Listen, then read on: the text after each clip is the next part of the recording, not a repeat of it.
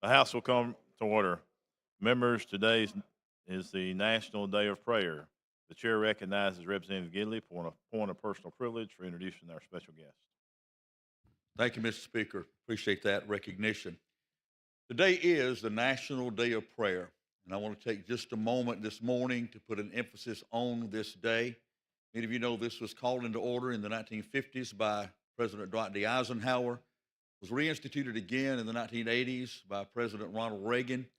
It is a day of national prayer, repentance for our nation. And I want to encourage us all today. I know we're going to have a busy day, but as we go through this day, just to pause as we go through the day to pray for our nation, to pray for God's blessings on our nation as we go forth in this day today. And what a great honor it is to have a national recognition of this day. So I just wanted to take a moment to draw attention to that, draw attention to how important it is we pray for our nation. Throughout the course of our history, there's been numerous days it's been called to prayer. During the writing of the Constitution in 1787, when they could not agree, Benjamin Franklin made the statement. He said, I'm convinced that if a sparrow cannot fall to the ground without his notice, neither can a nation rise to power without his aid. George Washington dismissed that constitutional convention for a day of fasting and prayer.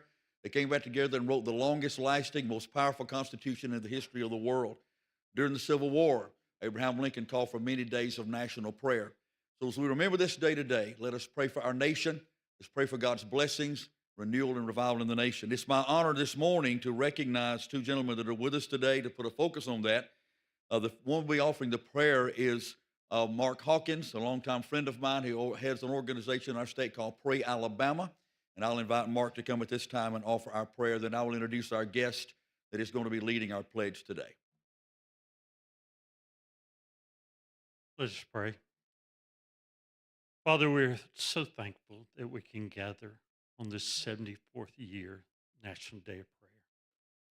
Father, this nation was founded on prayer. And Father, we continue that even today. And Father, we ask that you turn your face to this nation and Father, to continue to bless us. But Father, we also ask that you turn your attention to the great state of Alabama and to this body of representatives here. For Father, you're the one that says you're the one that raises up and takes down those that are in authority. So Father, we stand here and recognize these men and these women, Father, who you have placed in authority. And Father, I am recalled that the Lord asked Solomon what he desired. And Solomon asked of the Lord that he be granted wisdom. So, Father, I ask that this body, Father, that you've raised up and you've set in place, Father, that you grant them wisdom as they discern the bills for our government and our state, to advance our state for the kingdom of God. Give them wisdom as they craft these bills. Father, as they discuss these bills, and Father, as they pass legislation that advances Alabama. Father, we recognize that the eyes of the nation are on Alabama. There's so much that we have done, and Alabama has a voice. Our redemptive gift is that we have a voice. So out of the state legislature, a voice comes, and the nation turns to watch what Alabama will do. So, Father, I ask that you bless the great state of Alabama, and you bless this body. In Jesus' name, amen. Today, members, our pledge will be led by Calvin Jones. He is the Capital Coordinator for the Alabama State National Day of Prayer and is from right here in Montgomery, Alabama. I pledge allegiance to the flag of the United States of America and to the republic for which it stands, one nation, under God, indivisible, with liberty and justice for all. Thank you, Mr. Speaker, for this moment of privilege. Thank you. Thank the gentleman. Clerk, call the roll.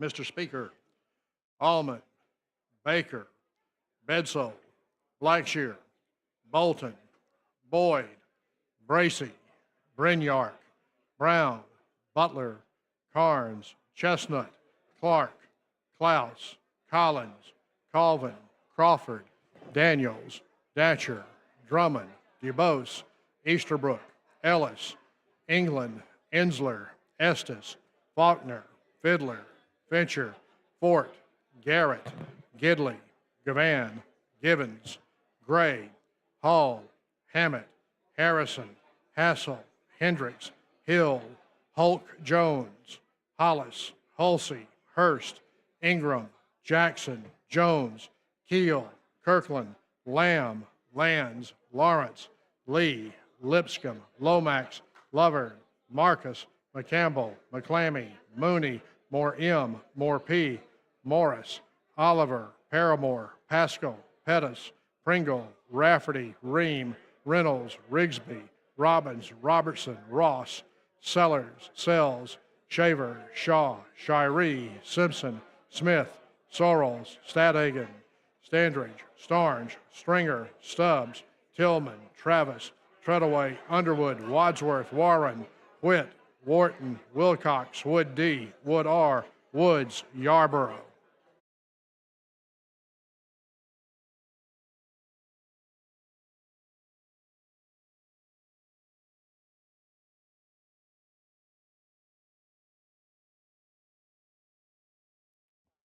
Seventy-six members have answered roll. Quorum is present. The House is ready to transact business.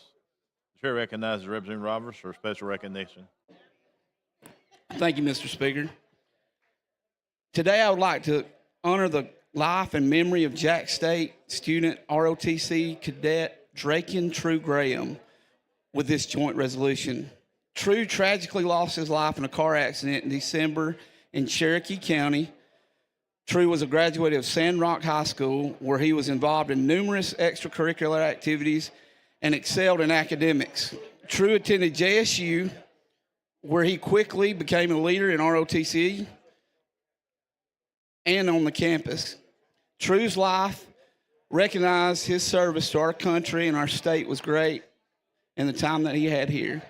And with that, Mr. Leader, if there's no objections, I'd like to recognize his guests in the gallery. Mr. Speaker.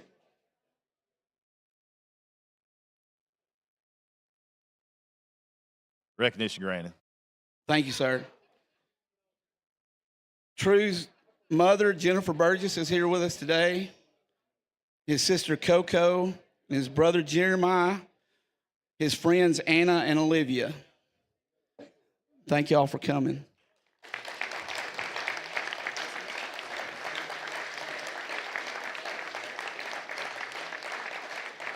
And with that, Mr. Speaker, I would ask the resolution to be read. Mr. Clerk, let's read the resolution, please.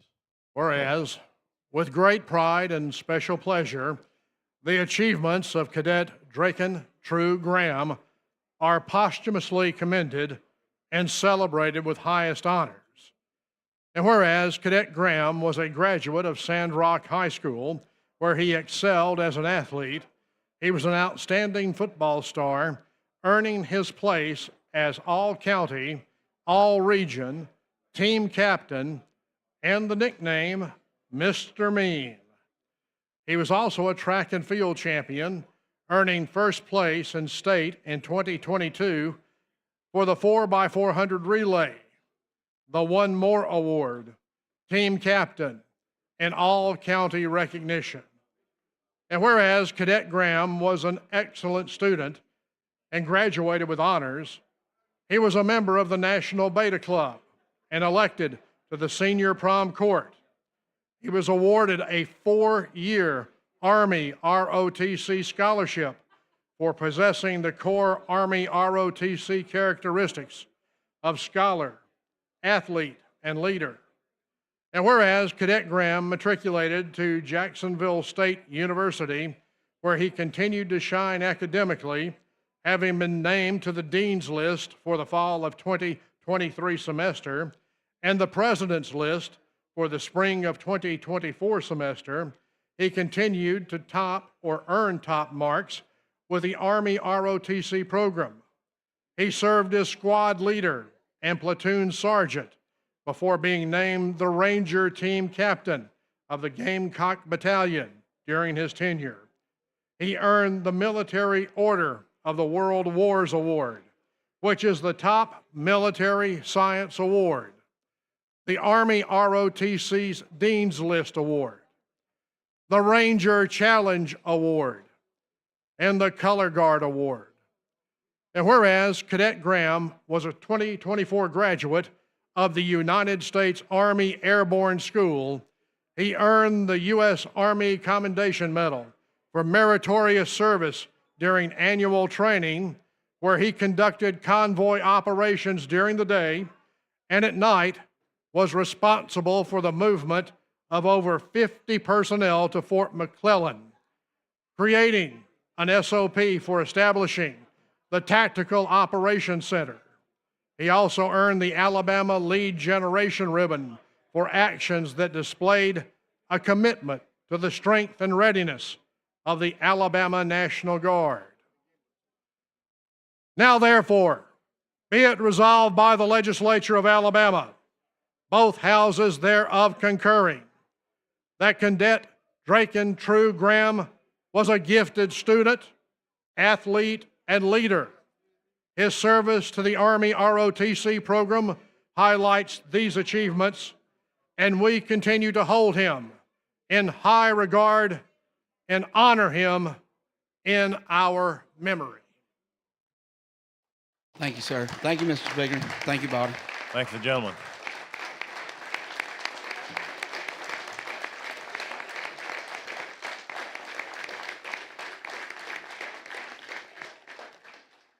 I move to adopt the resolution. All in favor say aye. Any opposed? It is adopted. Thank you, Representative Robbins. Chair recognizes the gentleman from Lee, Chairman Lovern. Thank you, Mr. Speaker. I request that leaves of absence be granted for absent members. Any objections? Hearing no objection, absent members are granted. Chair further recognizes Chairman Lee, the gentleman from Lee, Chairman Lovern. Mr. Speaker, I have a report. House of Representatives, your Standing Committee on Rules begs leave to report that it has carefully examined the Journal of the House for the 26th legislative day and finds the same to be correct. Signed, Representative Joe Lovern, Chairman. Mr. Speaker, I move that the reading of the journal at length for the 26th legislative day be dispensed with. Any objections? Hearing no objections, the reading of the journal is dispensed with. The chair recognizes the gentleman from Mobile, Pro Tem Pringle, for purpose of making announcements. Chairman Lovern, you're recognized. Thank you, Mr. Speaker. I'll handle it in his absence. Announcements today, we have legislative reception, Capitol Commission, Bible study every Tuesday. This Tuesday, May 6th, will be 11 a.m. to 11:45 in room 123. And, Mr. Speaker, I move that when we adjourn today, that we leave the journal open to allow the clerk to complete his paperwork and that we reconvene on Tuesday, May the 6th at 1 p.m. All those in favor say aye. Any opposed? Ayes have it. The motion prevails. Clerk now receive reports of standing committees. Receive those reports throughout the day. The House is now in position to introduce bills and resolutions. Before we get started, we got a special guest this morning. I'd like to recognize our own Dr. Gadsden, our former pro tem. And it sure is a pleasure to see you and good to have you back in the House of Representatives.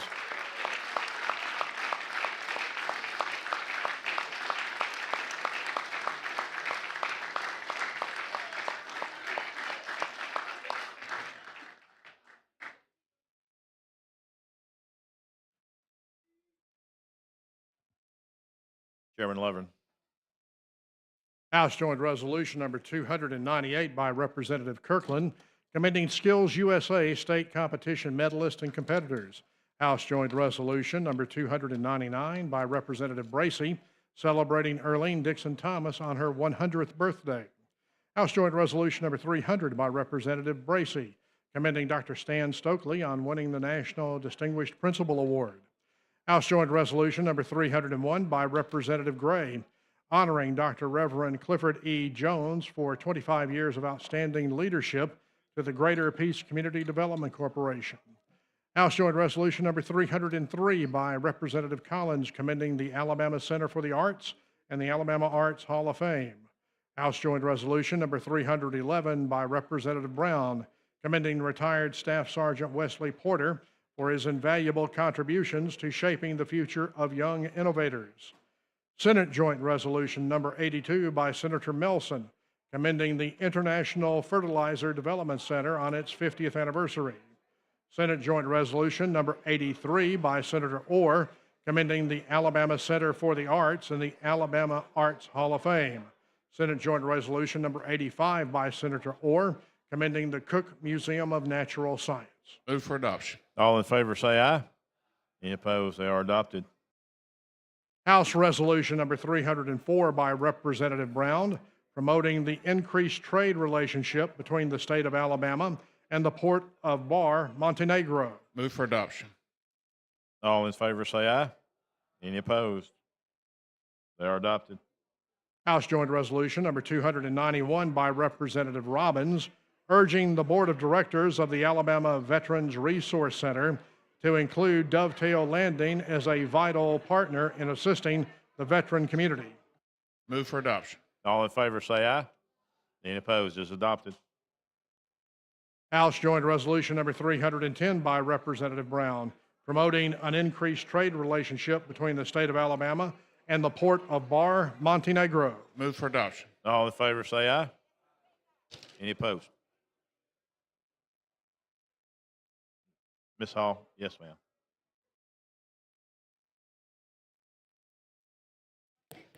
Thank you, Mr. Speaker. Mr. Gentleman, so you did House Joint Resolution 304 and then House Joint Resolution 310, an increased trade relationship between the state of Alabama and the port of Bar, Montenegro.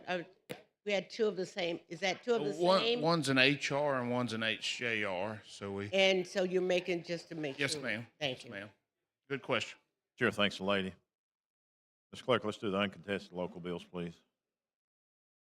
On page 50 of the calendar, House Bill number 598 by Representative Smith, relating to the town of Pine Level. Question for the body's adoption of the BIR. Clerk will unlock the machine. The members will vote. Okay, the budgets have been transmitted, so there will not be a BIR this morning. It just has been removed.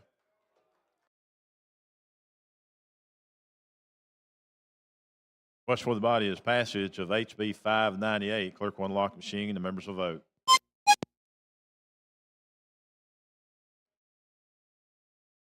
Clerk will lock the machine and record the votes. 30 ayes, 0 nays. HB 598 has passed. Clerk, call next bill. On page 50 of the calendar, House Bill number 608 by Representative Ream, relating to Henry County. Question for the body's passage of HB 608. Clerk will unlock the machine and the members will vote.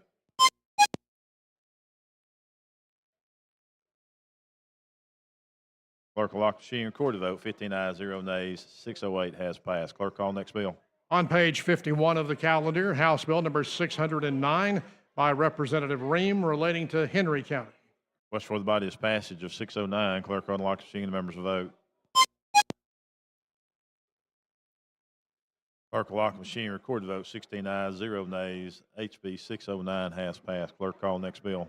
On page 59 of the calendar, Senate Bill number 256 by Senator Sessions, relating to Mobile County. Question for the body is passage of 256. Clerk will unlock the machine and the members will vote. Clerk will lock the machine and record the vote. 17 ayes, 0 nays. 256 has passed. Clerk, call next bill. On page 51 of the calendar, Senate Bill number 327 by Senator Melson, relating to Lauderdale County. Question for the body is passage of 327. Clerk will unlock the machine and the members will vote. Clerk will lock the machine and record the vote. 7 ayes, 0 nays. 327 has passed. Clerk, call next bill. On page 51 of the calendar, Senate Bill number 331 by Senator Beasley, relating to Barber County. Question for the body is passage of 331. Clerk will unlock the machine and the members will vote.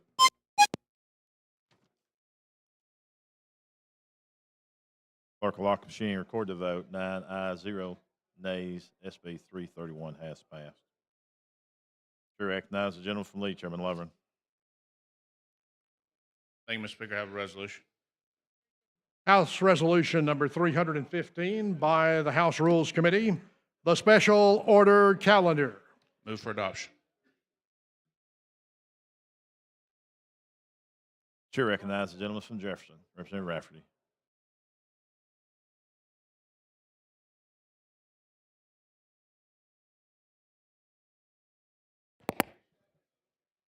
Thank you for the recognition, Mr. Speaker. Ladies and gentlemen, I'm here today to discuss with the gentleman from Lee about this calendar that puts SB 330 at the top of our calendar, at the top of our agenda. That this prioritization isn't just a procedural, but it represents a fundamental assault on local governance, proper procedure and legislative channels, and the complex history of Jefferson County. Let me be clear. The Birmingham Water Works Board is a local entity serving local citizens. So I just asked the gentleman from Lee County, excuse me, sir, the gentleman from Lee County, whose nearest border to Jefferson is 160 miles away, why are we as a statewide body circumventing local legislative powers and inserting ourselves into what is fundamentally a local matter? This procedural acrobatics affects local communities that should have been informed, that should have had input, and that should have had a voice. Each of us in this chamber would be rightfully concerned if outside representatives attempted to dictate how water systems operate in our districts without consulting us or even including us at the table or hell, even the room where this legislation was created. The bill's proponents have manipulated procedure and undermined the Jefferson County delegation, the very legislators elected to represent over 90% of the constituents affected by this matter. This circumvention violates our longstanding protocol of local courtesy. I respectfully abstain from matters outside of my local delegation, and today I am going to ask the same in due course from this body. Though the session is nearly over, memory, like history, is persistent. This is not a theoretical concern. This debate and news cycle concerning this matter has largely been fueled by misleading claims, false and revisionist narratives, even debunked ethics complaint. Yet the gentleman has placed SB 330 at the top of the calendar, suggesting that he believes that state intervention in Birmingham Water Works Board is necessary for better oversight. How would you respond to this claim?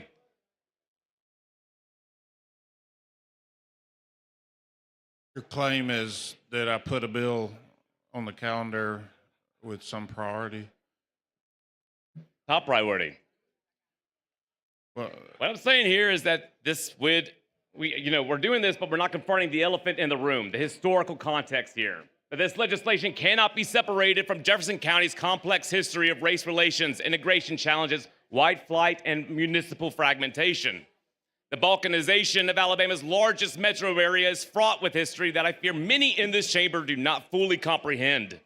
And at the end of the day, the proposed governance changes would shift control away from Birmingham, a majority black city, to state-level appointees and surrounding counties. Why shouldn't this matter be handled by the Jefferson County delegation, or better yet, a vote of the people, rather than a statewide committee? We in Jefferson County delegation know, acknowledge, and understand the complex historical and racial dynamics at play here. Following the civil rights movement, Jefferson County experienced extraordinary municipal fragmentation as white residents created separate cities with their own governance structures, own school systems, and own police departments. This unique history created a county where resources and power were deliberately divided along racial lines. The delegation knows this context and can craft policy that respects it. And most importantly, can craft policy with the input of the people it will directly affect. A statewide committee simply does not have this deep local knowledge, and all politics is local. I think we can both agree on that. The Birmingham Water Works Board operates within a complex landscape of circumventing the Jefferson County delegation and pushing this through a statewide standing committee. This process has ignored the deep local knowledge required to navigate Jefferson County's unique balkanized governance structure. Can you kind of elaborate for me if any knowledge or the complex historical waters that you're treading into by bringing this bill at the top of the calendar here?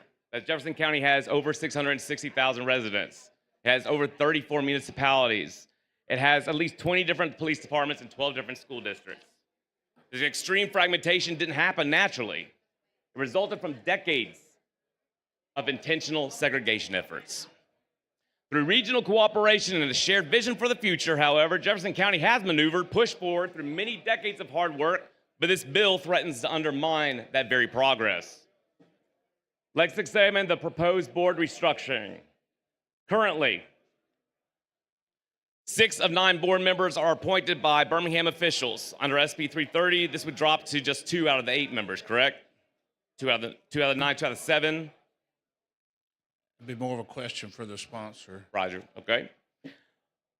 But meanwhile, the governor, who's from Wilcox County, and the lieutenant governor from North Alabama, state-level officials, neither of which are from Birmingham or even Jefferson County, would gain appointment power. And Shelby County's representation would double despite having significantly fewer customers than Jefferson County. So I asked my colleagues, what message does this send about local control? About respecting the voice of Birmingham and Jefferson County residents who make up the largest customer base? The bill also includes deeply troubling language comparing Birmingham Water Works to failing systems in Jackson, Mississippi, and Flint, Michigan. Comparisons that are not just inaccurate, but inflammatory and patronizing given the racial dynamics of these cities' water crises. Despite the insult baked into this bill, Birmingham Water Works has an AA bond rating and meets all federal standards for water quality. To those thinking this doesn't affect my district, I caution you. The precedent we set today could affect communities tomorrow, your communities tomorrow. If we abandon the principle of local courtesy today, your local institutions could be next. Memory, like history, is persistent. This is not about proving water service. Again, Birmingham Water Works Board has an excellent quality rating and financial stability. This is about control. This is not about better representation. This is about shifting power away from Birmingham. And why are the representatives of Jefferson County, my colleagues, so concerned about this?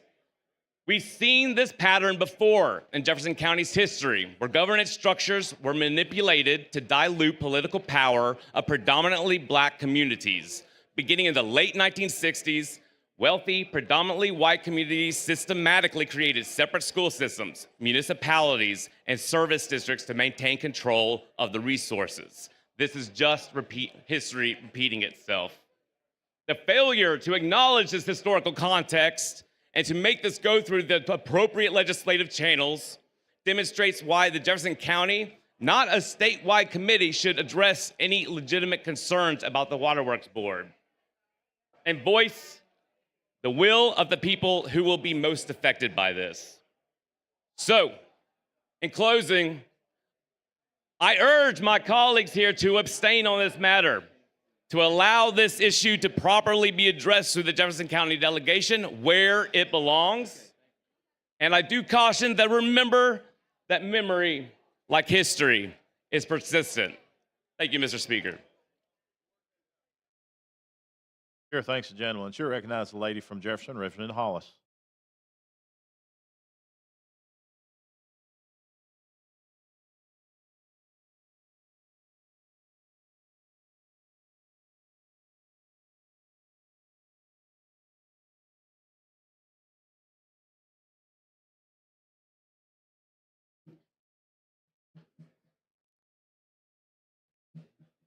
Thank you, Mr. Speaker. With the chair.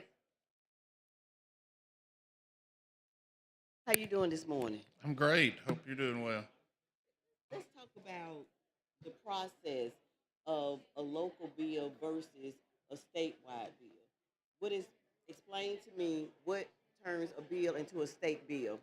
Sure, there's certain parameters that trigger where Talk up a little bit. sure, there's certain parameters where a bill would trigger to impact more areas than the local areas. For instance, I think the bill you reference is this one dealing with the waterworks. It impacts more counties because the jurisdiction of what you're addressing affects more counties than one. So that's where it triggers to be a larger item. So if you're dealing with something, for instance, if we had something just in Lee County that didn't impact outside or wasn't dealing with alcohol or gaming or different things, then it could could certainly be considered by a local delegation. So once you go into issues that may affect multiple counties or certain types of laws, it triggers to where it has to go to a general bill.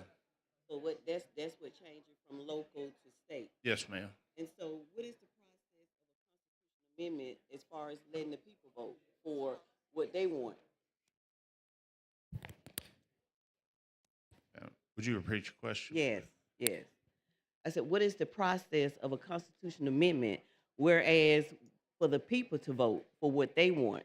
Certainly, there's certain items that trigger that it has to be a vote of the people per our Constitution. And what that would do is you have the same concept where it's a vote of the people where we all vote to approve it, and then it goes back to local application. If it's just for that one county, then we can select that only the people of that county would have it on their ballot. And that's how that, lots of times when we vote on CA, then we vote on local application, and that's where that comes I from. think we need to do more of that because we have to think about what our constituents want versus what we want. So, Mr. Rules Chair, how are the bills chosen? What is the process of bills being chosen, putting on the calendar?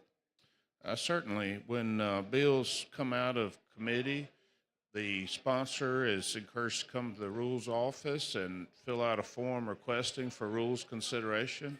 And then our rules committee takes that legislation and starts aligning a flow of legislation for our legislative session. And we take input from chairman, we take input from all parties, take input from the sponsors, and try to align the calendar with a good flow to try to get as many opportunities as we can for members. And then we take priorities, and then that may be for either the direction that we want to take the state, and we look at it if it falls in line with where we're wanting to go with things. And then lots of times when we come out of committee, there may be a question raised that didn't get discovered until it came out of committee. And lots of times our office will have to take a little deeper dive and try to figure out exactly the best fix before we bring it to the floor. And the goal is to try to get things. Our committees do amazing work, and they do How a lot many of good things. people sit on that committee? So we have 15. So do those 15 get to choose? What is the process of each member being able to choose a bill to go on the calendar? Sure, there's times where there's always input given by members, but sometimes there may be, like right now when we're getting towards the end of the session, there's only so many bills that we can consider, and it may be something that I just work with the members of the committee to try to say, here's our best options for some things that we really need to consider for the state, and try to move forward from that with a calendar. Okay, I just wanted to talk about the process because I've had phone calls on how a bill is put on the calendar, what is the process, and so hopefully they're listening and they understand what the process is. Sure. So thank you. Yes, ma'am. Thank you for the question. Sure, thanks, lady. Chair recognizes the gentleman from Jefferson, Reverend Datcher.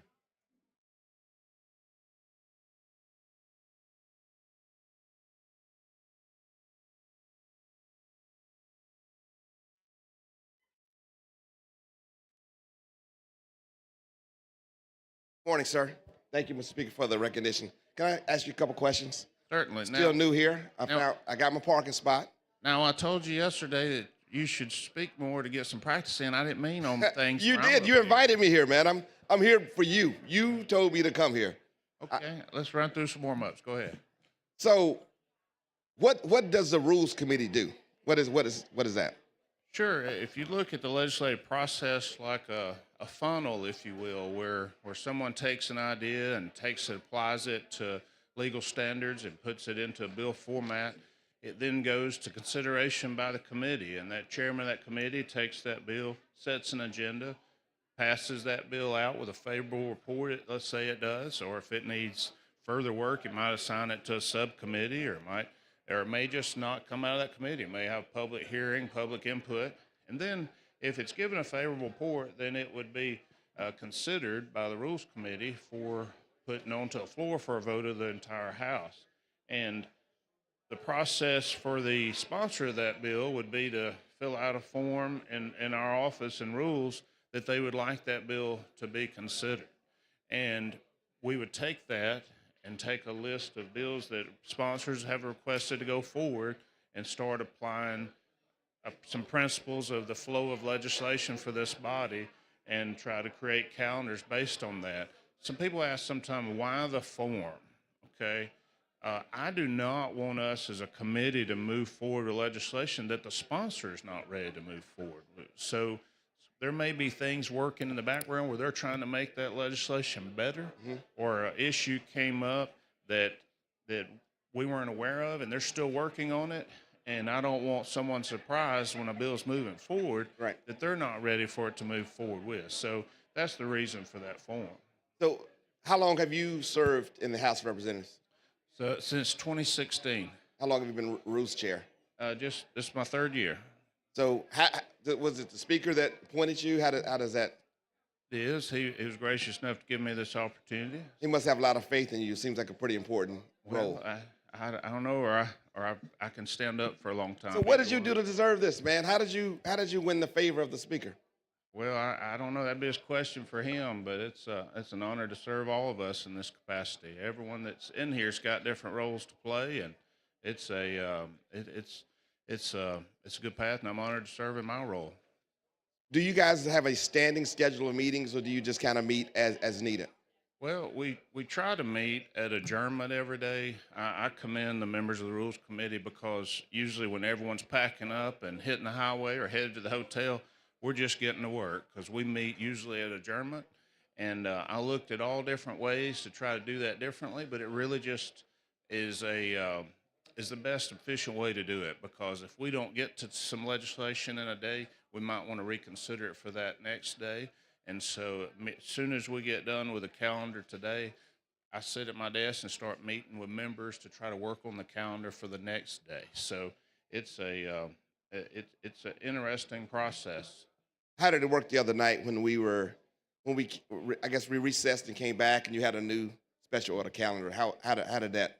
Sure. happen? One thing that's different about the Rules Committee, some people out there may not know, is we have rules for agendas, and we have to suspend the rules if we're trying to meet as a committee, any committee, if we don't post before 24 hours of that meeting. And then as we get towards the end of the session, that reduces to 6 hours notice, just because we may not know we need to meet until the last minute. We want to give as much input and as much awareness to the public as we can. But with the Rules Committee, there really is no, I could announce that we're going to meet right now, and we could meet. And and we could, or I could suspend the rules and pull a calendar off my desk, and if y'all allowed us to suspend the rules, we could just bring a calendar. But I try to be as transparent with the members as we can and try to provide information and try to get the information out to the members as quickly as possible. Do you have is there a requirement that bills are posted or made public? That's the calendar is before you kind of release that information. Is there a requirement for what? Like, do we have to have like 24 hours notice of a calendar or 2 hours of a notice, or what is that like? No, there's no requirement for notice. So you can just at your whim. I could pull it out of my You're a pocket pretty right powerful now. dude there, man. You know, you got some juice, as we say. Listen, you're powerful. You have to vote to approve me to be able to do anything we do up here. So I get a vote on you? You do. Oh. You get to vote every time when the speaker asks when I make a move to adopt the calendar, which I did. Now we're discussing that, and you apparently don't like my process, or you wouldn't be. I'm just inquiring, man.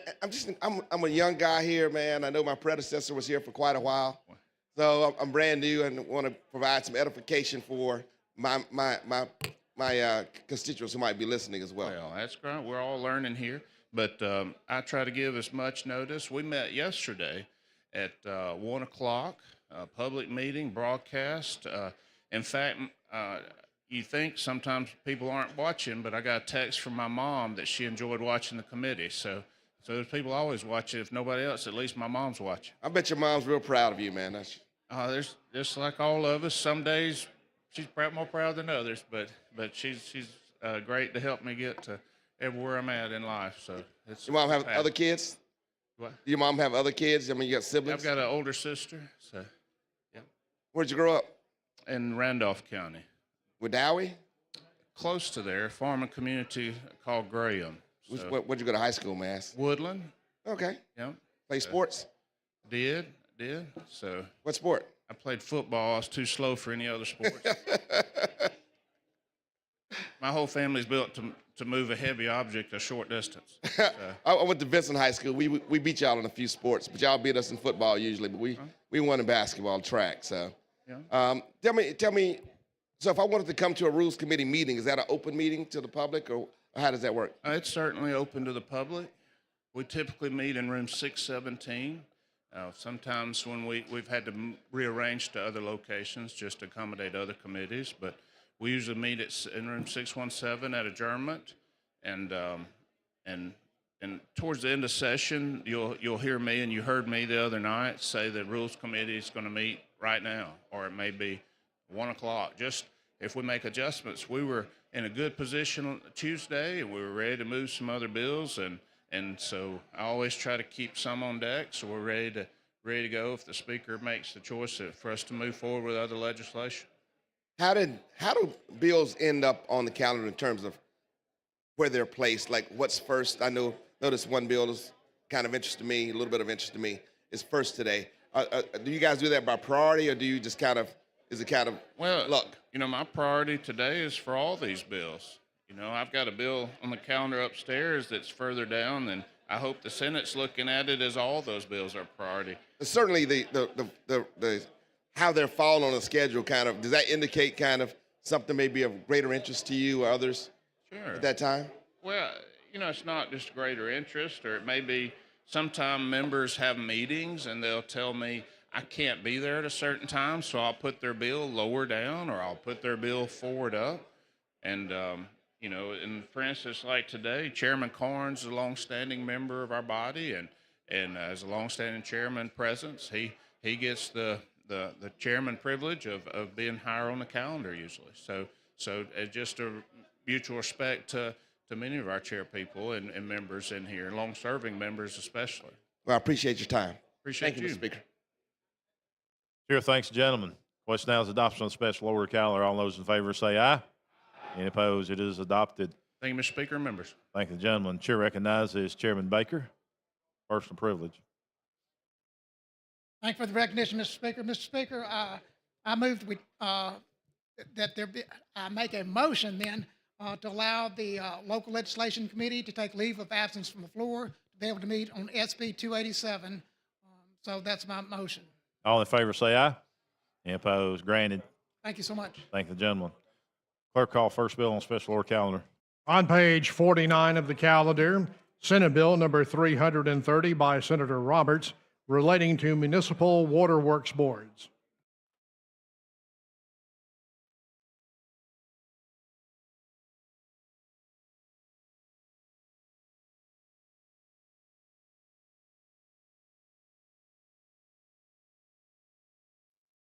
Chairman Carnes, you're recognized. Thank you, sir.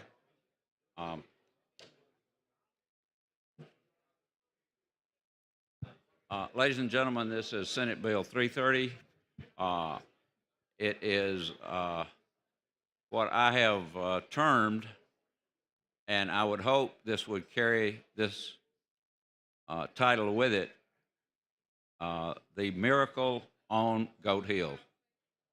And I say it's a miracle because I've been here a lot of years. I've seen a lot of things happen on Goat Hill. I've seen a lot of plane crashes. I've even seen a few fisticuffs on the 5th floor and seen videos of a couple on the 7th floor.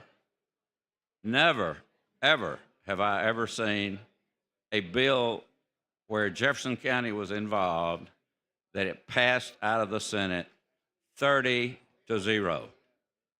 Not 20-10, not anything. At 30-0 is the miracle on Goat Hill.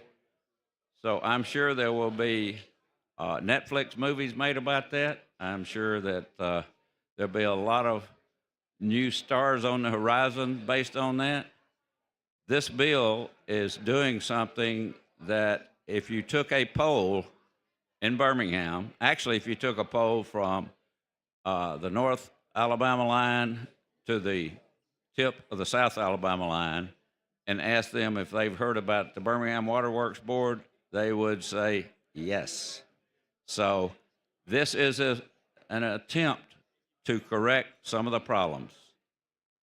There is a history that I'll probably get into later, but this bill is setting up a regional waterworks board that covers 5 counties, and it will have 7 new directors, and the appointments are outlined in the bill, but I will give you what they are so you can be thinking about that. The city of Birmingham will have 1 appointment. Birmingham City Council will have 1 appointment. The president of the Jefferson County Commission will have 1 appointment. The Blount County Commission will have 1 appointment. The Shelby County Commission will have 1 appointment. The lieutenant governor will have 1 appointment. And the governor will have 1 appointment. And all of those are flexible where they choose these directors, these new board members, except the governors, which was an add-on in the Senate, and I'll probably get to that in a little while. And that can be, that must be in Jefferson County. But all the rest are floating, can go anywhere. I'm sure everybody in here has been talked to at least once, maybe more, about this. So with that, Mr. Speaker, I will certainly answer any questions. Sure, recognize the lady from Jefferson, Representative Van. Thank you, Mr. Speaker. Representative Carnes, first of all, let me simply say, you said this is the miracle where? I couldn't hear you. Called the miracle of what? The miracle on Goat Hill. A lot of folks don't realize that Goat Hill has been the nomenclature for Montgomery for the last 40 years. And Okay. recently it hasn't been in the press, but there's a book actually written about the governor of Goat Hill. I got you, but let me tell you what I call it. I call it psycho in the city, and I call it a nightmare in the city. You may be onto something. Oh, yeah, let me just simply say now, listen, I know the history.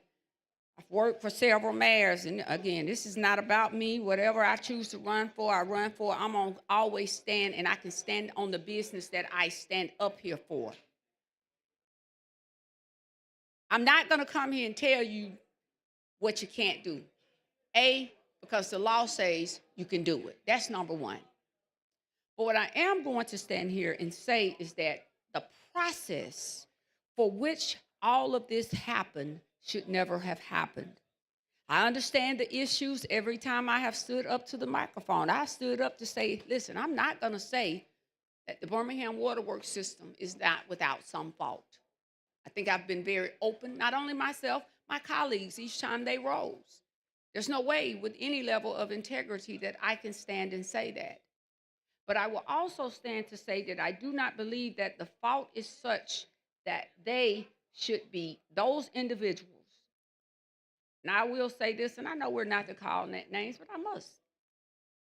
Mac Underwood, when Oliver Robinson was here, I don't care what people think about him, we were able to sit down. You've acknowledged that he would take the lead working with you. We would sit down with the Waterworks Board. We would sit down with Mac Underwood, and Mac would provide us all the information. I'm not sure what happened after he left. I can't speak on that. Have I had concerns? Absolutely. I said to them, when I handled the Brookside situation, the legal counsel there is conflicted out now. It's a bad look. They kept it. I've heard that numerous times. For whatever reason, I spoke about contracts flying off the grill like hotcakes. Can't control that. My issue is that this, and I said in a hearing a few weeks ago, the Indians were not just run off of their land because it was their land. They were run off because of the water that also ran through the land and the minerals. And their land was taken from them. Birmingham, whether they transferred the water back some years ago, it was not sold back, it was transferred back to the Waterworks Board. The Waterworks Board is still a public entity. I understand all the history, and I do believe, yes, they should have a few years gone under the Public Service Commission. I'm not going to stand here and say that they should not have. I'm going to speak facts, whether whoever up in the gallery likes it. But at the end of the day, the city of Birmingham has been the appointing authority all of these years. They have handled that water system up until the transferences, even with the Industrial Waterworks Board. I do not feel, and I don't care if it's Roberts, I don't care if it's Jabo, I don't care who it is. The biggest problem I have with this, that Roberts stood and simply said that the people there are incompetent.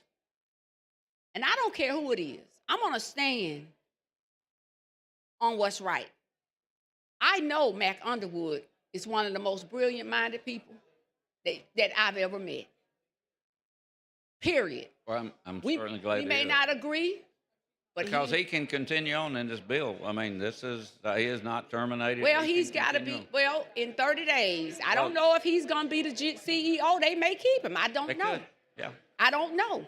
They have 30 days after this bill passes. But I will say that to take this, because it is a taking. I don't care how you look at it. It is a taking. It is a taking because you are now going in to reconstruct, to dissolve a board that was duly appointed by the municipalities who had the appointing authority, and now you're going in to take that authority away. My biggest concern is that you're taking the power from the largest city, the city for which the Birmingham Waterworks Board is situated. Yes, I understand that 90% of the water customers are in the county proper. 41% of those are with the city of Birmingham. I could quote the facts. Nobody ever had to send me the facts because I study. I study to show myself approved. I study, and if you fact check me, you're going to always, nobody's going to be able to come back to say I lied about anything. You may not like my delivery, but I know what I'm doing when I stand up in this well. But I have a problem with the bill coming from the Senate. I would have preferred it to come down here, 5 members appointed. To balance it out, there was no balance. To give Birmingham one additional, the problem we have, and this is why I wanted to say something before I go to Pastor Norwood's funeral. The problem we have in this house, yes, it came down with 30 votes for it. But the problem I have between this chamber and this house and this chamber upstairs is there are too many people in this building who sit in these seats that are conflicted. They're conflicted because of relationships. They're conflicted because of associations. They're conflicted because of the relationships with those lobbyists, government affairs, as well as the other elected officials. When I was elected, I came down here to do a job. Doesn't matter who gets upset. I come here to do a job. So when I come to this microphone, I'm going to hold this mic, and I don't care who hears it. But when you are so conflicted, you take positions with the city of Birmingham, never should have happened. A few years ago when we were battling, people were calling me, certain council, wondering, would you consider a judgeship? It was years ago. I talked with Otney, I talked with everybody, talked with Albritton and ethics, no. But at the end of the day, it wasn't whether I would take one or not. I already knew I could take it because the law, a municipal judgeship. But what was I was advised on? At the end of the day, you represent too much of Birmingham that you will be forever conflicted in the decisions that are made. You have more integrity than that. I don't come down here to work for anybody. I don't come down here to play around. And this bill never should have left and came down the way it went out. This bill was written up on the 28th of March. It was sponsored in on the 17th. The city of Birmingham did not respond until the 22nd at 5:55, 15 minutes before my press conference. You had 2 city council persons to come here. I'm only repeating all of these things for public consumption. We're down here now fighting for somebody who didn't fight for themselves. all of these social media platforms, certain news stations in Birmingham who have affiliations with those that have worked at their station, who now work for the city, who show all of these levels of favoritism, who buy into anything that's done off a social media platform. I am sick of it. This is an abomination to the hardworking people in the city of Birmingham, for which now this city, you can make the argument, no, they're no longer the largest city. You can make the argument crime is high. You can make all of these arguments, but what you cannot make is that the person who is the CEO of that water company is not competent. I stood because of that. I stand also because there's not one issue that has been mentioned. I've never said that, you know. I've never said that. Robert said it. Did Robert said we need to employ an incompetent board because there has been a level of incompetence at the Birmingham Waterworks. He has repeated it several times in black and white. So at the end of the day, that is what has been said. You didn't say that. You said other things, and I get that. And I agree with you on some things. But what I do not agree is that this, regardless if you call it a taking or not, it's without just, fair, and adequate compensation on the construct of that board and those who have led. The people in Birmingham who will need assistance will not get it with the new board. Their services are going to be disconnected just like that. Nobody has shown me where Mountain Brook, Vestavia, and all these places have been so impacted. They're also impacted because of the sewer. That is one of the reasons their bills have gone up, and you all have not done anything to fix that. I say this, no one has taken over any other utility where we've had high power, we have had high communications, telephone bills, our rail systems, all of those things. Nobody attempted to take over those boards or to regulate them any other way, other than, of course, going back with the PSC. I thank you, Mr. Speaker, but this is a sad day and it's a nightmare in the city. Thank you. Sure, thanks, lady. Chair recognizes the lady from Jefferson, Redfin Moore.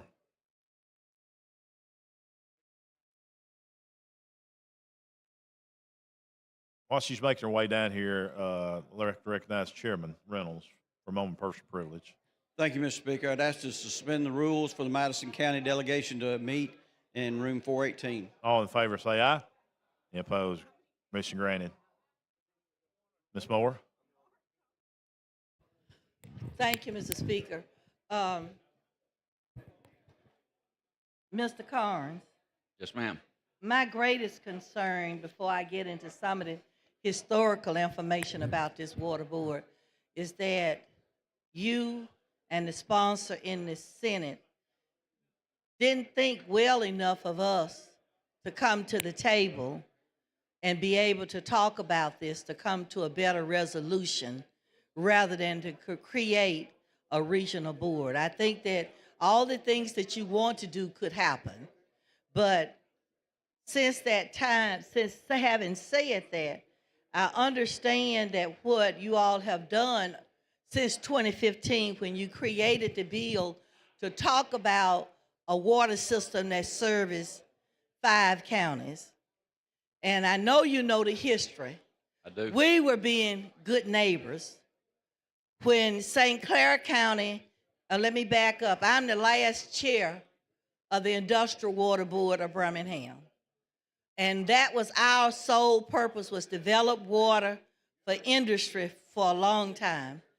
But as industry left and shut down, we started developing water sources for the growth of Birmingham and its standard metropolitan area to be able to provide an adequate water source for them.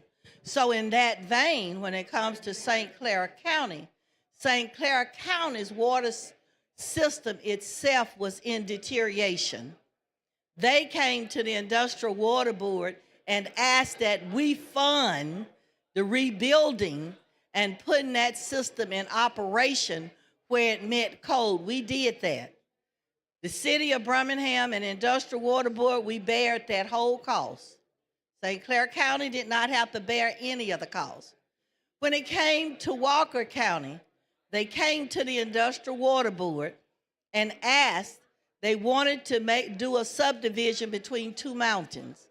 It was too costly for them to drill through the mountains, where Birmingham's Industrial Water Board pipes right there, set there where we could just come in. We connected to that subdivision about 300 homes at our cost. They didn't bear no cost to that for the development. Again, we were just being good neighbors for everyone. When it comes to the part of where we service in Shelby County, because Birmingham, during Dr. Arrington's first administration, annexed that land in Shelby County into Birmingham. And so as we built Brook Highland and as we built the Summit, we built homes, and they are serviced from the 280 system that comes from the Cahaba. But at the end of the day, I had to look at the whole picture. And I understand when Senator Roberts talk about economic development, and the question comes, economic development where? So before I talk about that part, I want to ask you this. Do you believe that Birmingham owns all of the assets to the Water Board? No, they sold the assets. Who did they sell it 2001. to? Who did they sell it to? They sold it to a public corporation. Who did they sell it to? I've got the transaction for Bill Pryor. So why Attorney would General, that signed public? in So why 2001. would that public corporation allow Birmingham Mayor and Council to select the board members? I wasn't there for that, but they also in That don't make said they sense, should does come it? out It of the ain't. Public You're a Service Commission. businessman. You're a businessman. So you know if you purchase the assets and you own it. That's true. So if you own it, you're not going to let somebody else determine how it's ran. You're not going to let that. Well, the Birmingham, now, what judge? Birmingham had all 6 appointments at that time. They've got 6 out of 9 now. And the reason they got that, because when other places started to say we want a voice, they sat down at the table, unlike what you and the senator did. They sat down at the table and we worked it out so that they could have a voice on this board. But to come in and just encroach upon somebody else is just absolutely wrong. The other question I asked, with this new board that you are putting in place, will they be able to vote to sell the water board? Sure. Certainly they can. Well, it is a board. It is a Will they public be able to corporation. sell the system? Sure. Yeah. Okay, and I let Just people like Birmingham know sold it. the whole purpose For what is behind today, $500 the whole million. purpose behind this takeover is this. For years, under the Industrial Water Board, we own land and water rights in Coleman County, that's Smith Lake. We own land and water rights in Blount County, that's Inland Lake and Mulberry Fork. All 3 of those system water sources were developed by the Birmingham Industrial Water Board. What has been asked of us for years is to run pipes. If you're familiar with Birmingham, Highway 78 is where our water supplies are as it comes down from Inland Lake, Smith Lake, and Mulberry Fork. For years, we've been asked to run those pipes all the way across Birmingham to connect to 280 so that the people on the south side of Birmingham, the southern part of the county, the northern part of Shelby County, so when the Cahaba ends up in a drought situation, you can always transfer water from the site on Highway 78 if you're familiar with Birmingham. All of this is an effort. It's an effort when they talk about economic development is to run those pipes across the county to the southern end of the county.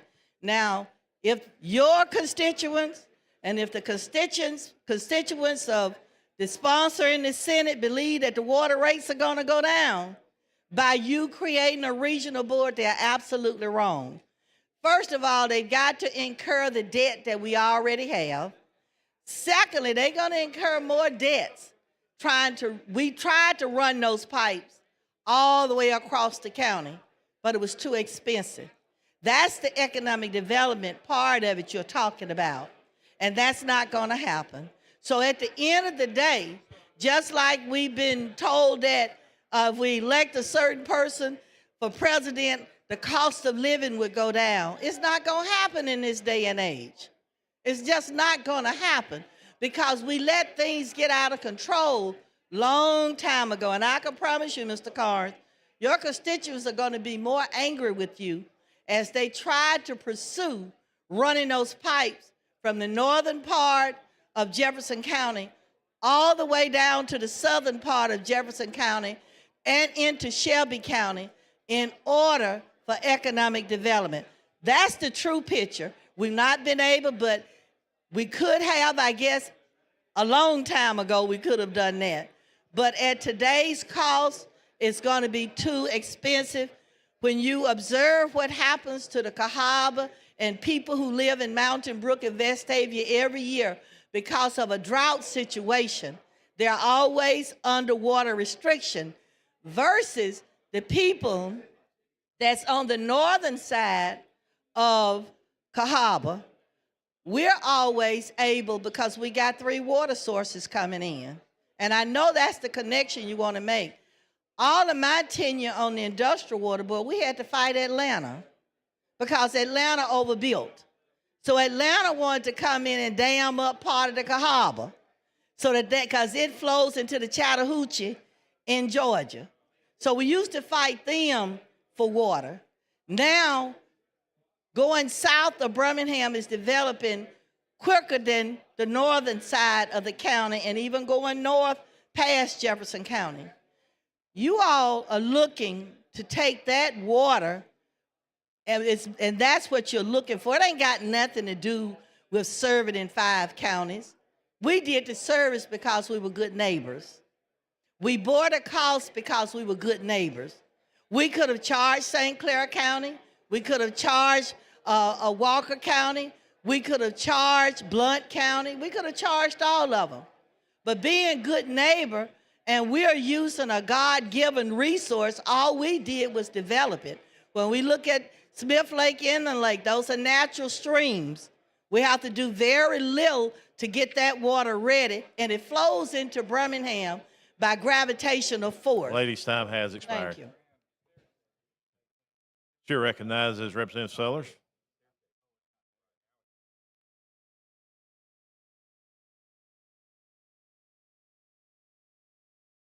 Thank you, Mr. Speaker, for the recognition. Will the gentleman yield? Yes.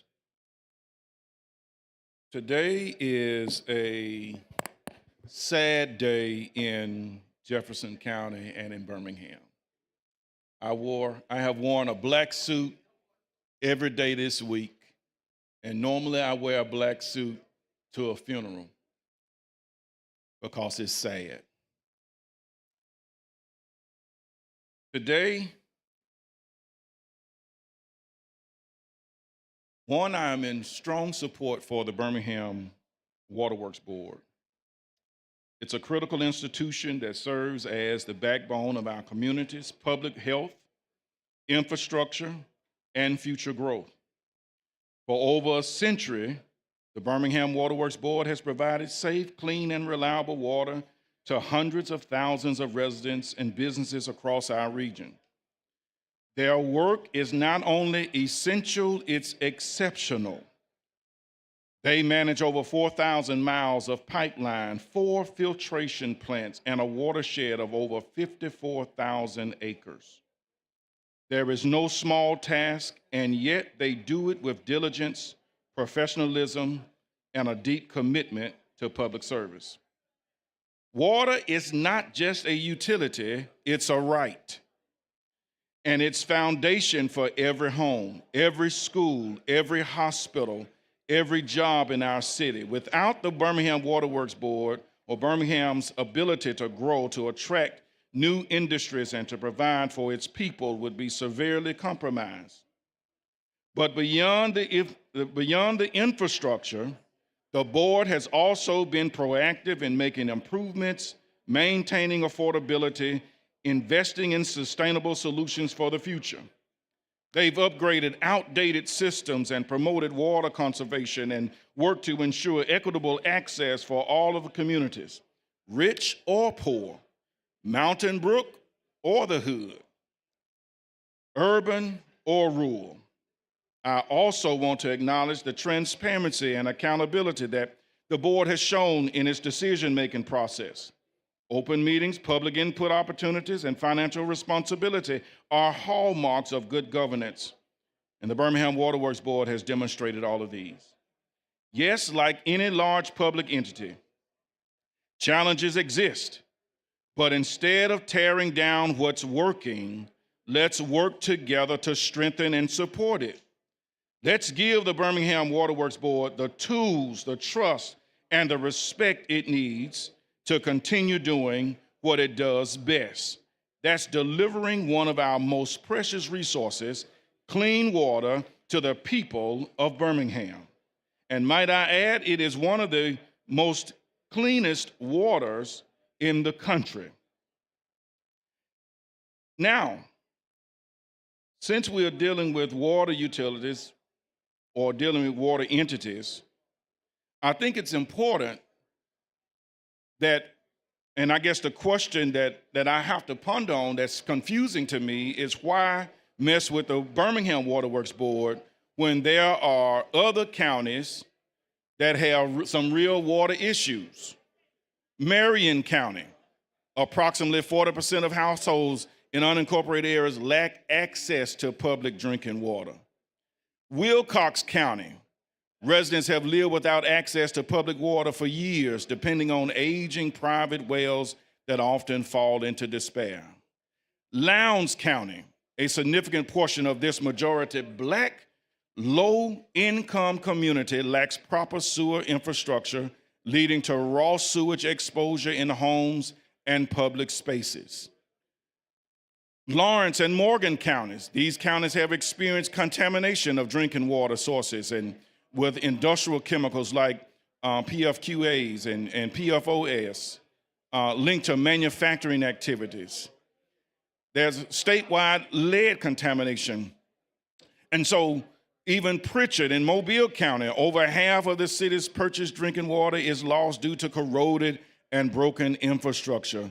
This inefficiency imposes a severe financial burden on a population where over 30% live in poverty. The Black Belt region, communities across this region, including parts of both Wilcox and Lowndes, they suffer from pervasive lack of clean water access. Residents report issues such as water with unpleasant odors and discoloration, indicating underlying contamination and infrastructure problems. Why now? Why today? Why this bill? Why now? There are a multiplicity of water utilities within our state. Montgomery Water Works, Sanitary Sewer Board, Huntsville Utilities, Mobile Area Water and Sewer System, Dothan Utilities, Tuscaloosa Water Sewer, Decatur Utilities, Florence Water and Wastewater Departments, Auburn's Water Works Board, Opelika Utilities Board, Bessemer, Blount County, Central Elmore, Cherokee County, Coleman County, Limestone County, Madison County, Northeast Alabama, Russell County Water Authority, West Morgan, East Lawrence Water Authority. Why now? Why the Birmingham Water Works now? When there are so many advantages or advances in its water has been made, why now? Mr. Representative Carnes, I do have an amendment I would like to look to introduce. Kirksley, the amendment. Amendment to Senate Bill number 330 by Representative Sellers. Get a copy.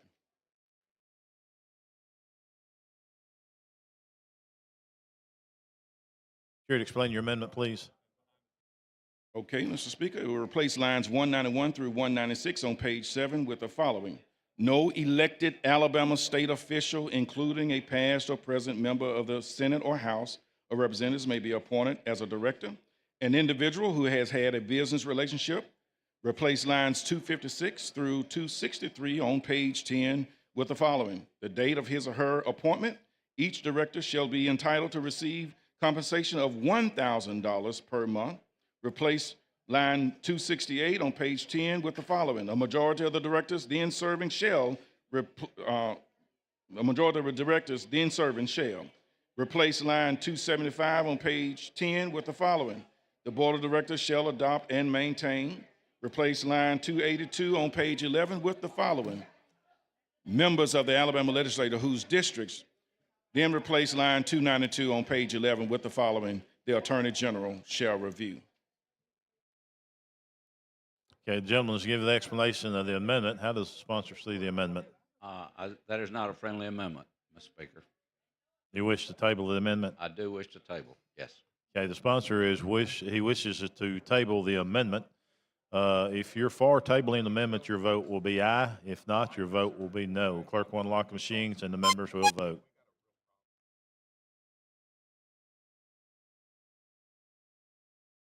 Clerk will lock the machine and record the vote. 70 ayes, 28 nays. It has been laid upon the table. Thank you, gentlemen.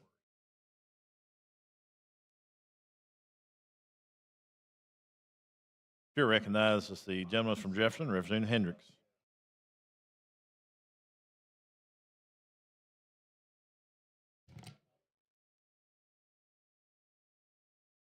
Chair recognizes the gentleman from Jefferson, Representative Tillman.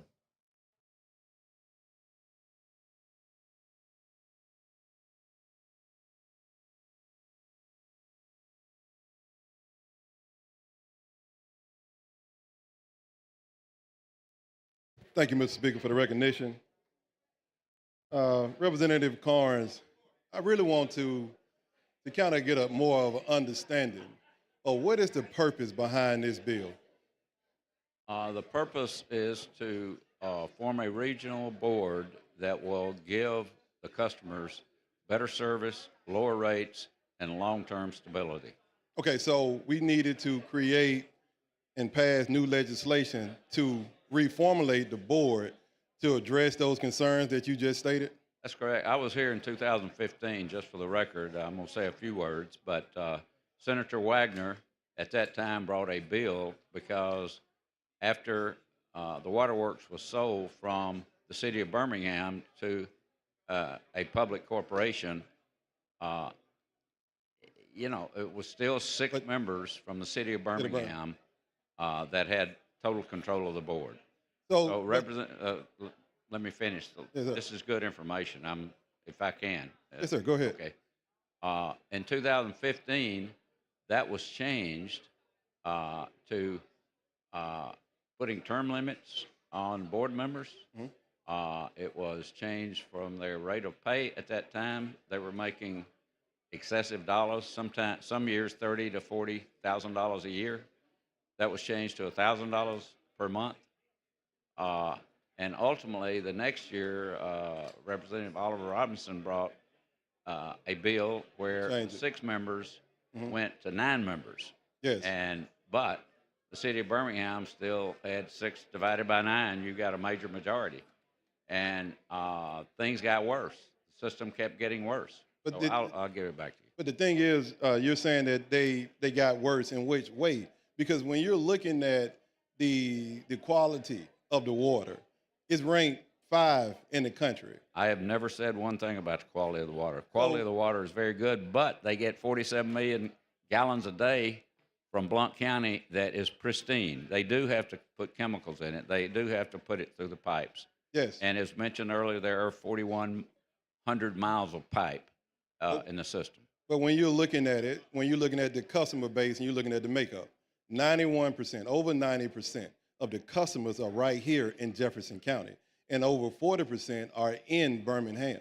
So to me, wouldn't that have the opportunity, because of your customer base, because of the amount of people who are in that area, shouldn't they not have more of a say over the board, over the water that they are controlling?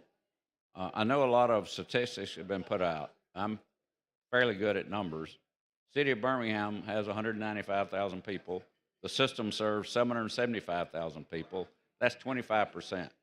now the city of Birmingham says all the time that during the daytime, their population is 150% of what the nighttime population is.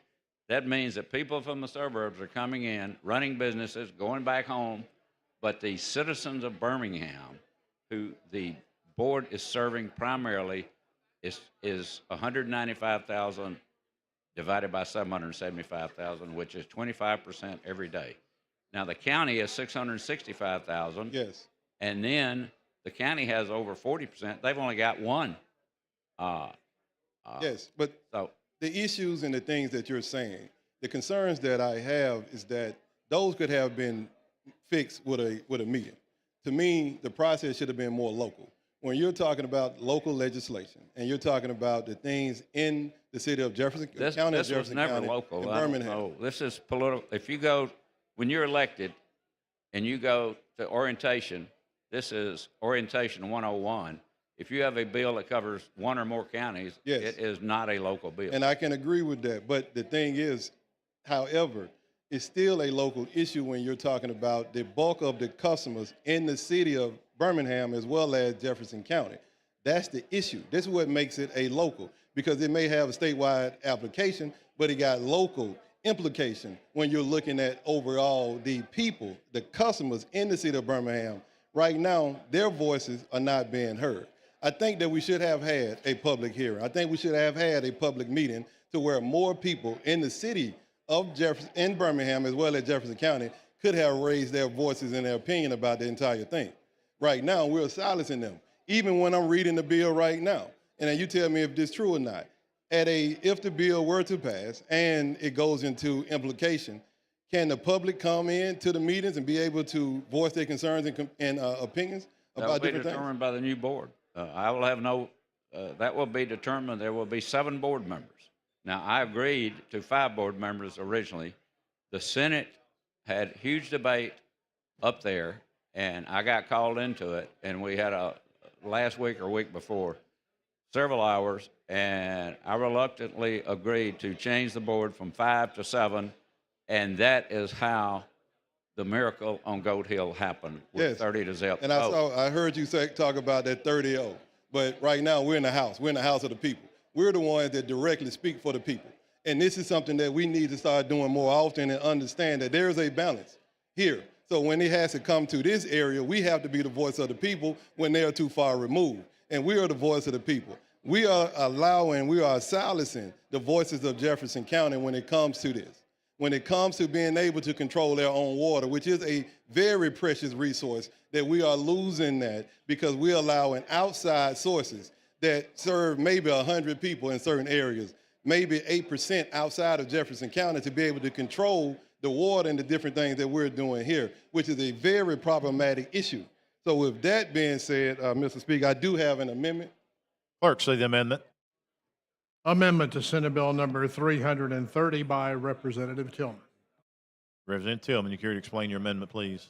Yes, Mr. Speaker. This particular amendment will remove a seat from Blount County and return it to the Birmingham City Council for them to have that ability to appoint a person in that seat. So removing the appointment from Blount County and returning it to the citizens, to the council of Birmingham for them to make that appointment.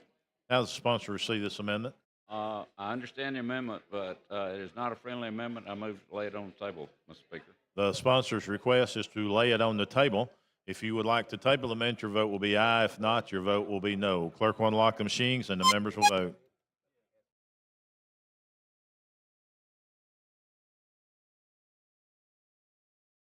Clerk will lock the machine. Record the vote. 70 ayes, 28 nays. The amendment has been laid upon the table.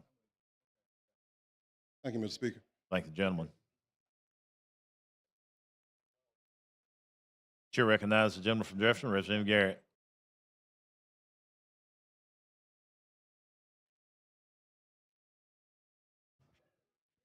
Thank you, Mr. Speaker. The recognition, will you yield?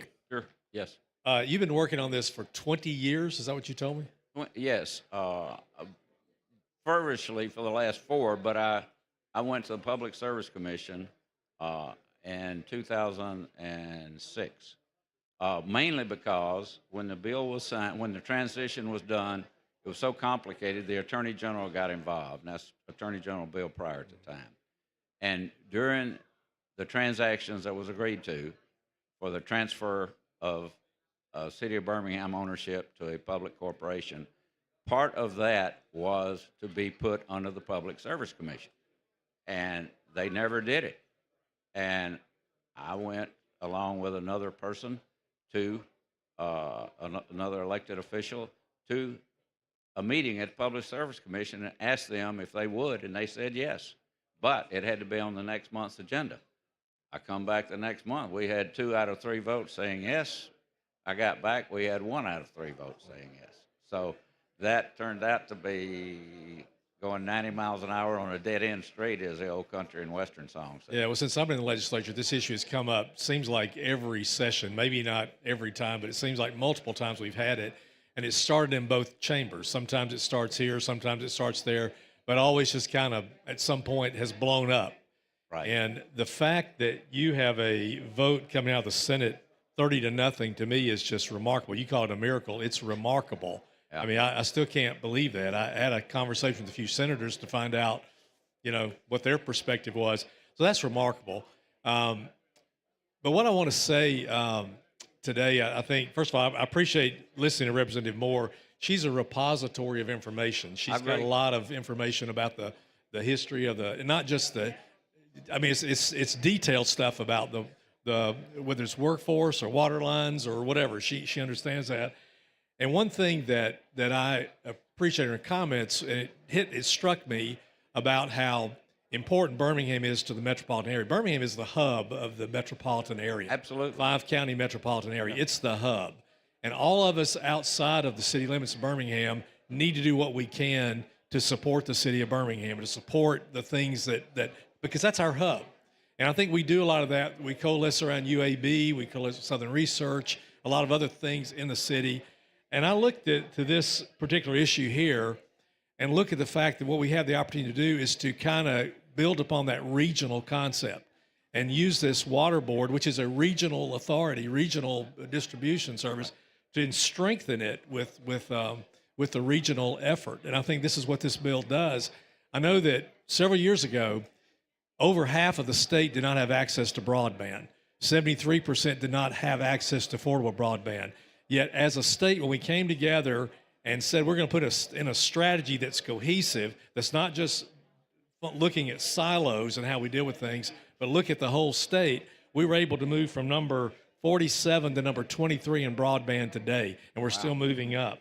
I think when you look at the Department of Workforce, a lot of our workforce development initiatives to try to address the labor participation rates are looking not just at what's going on individually, but how we look together as a state and do a cohesive strategy.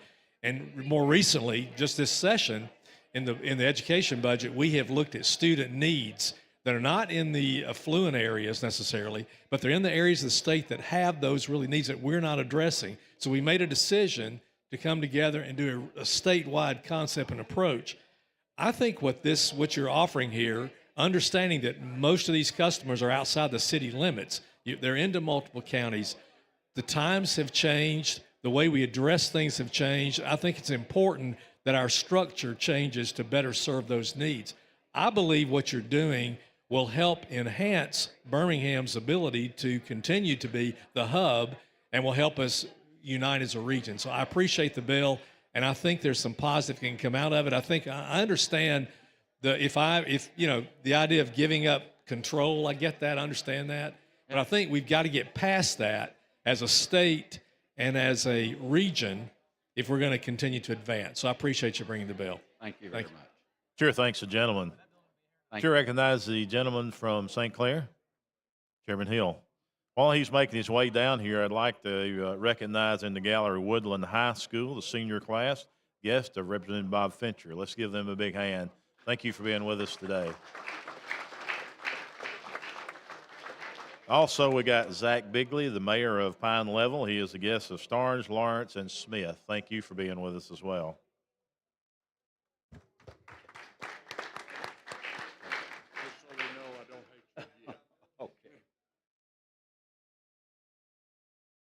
Chairman Hill, you're recognized. Thank you, sir. Will the gentleman yield? Certainly. All right, ladies and gentlemen. I need to talk to you because what I'm about to say to me is very serious. This is a regional water board. That's what's being proposed.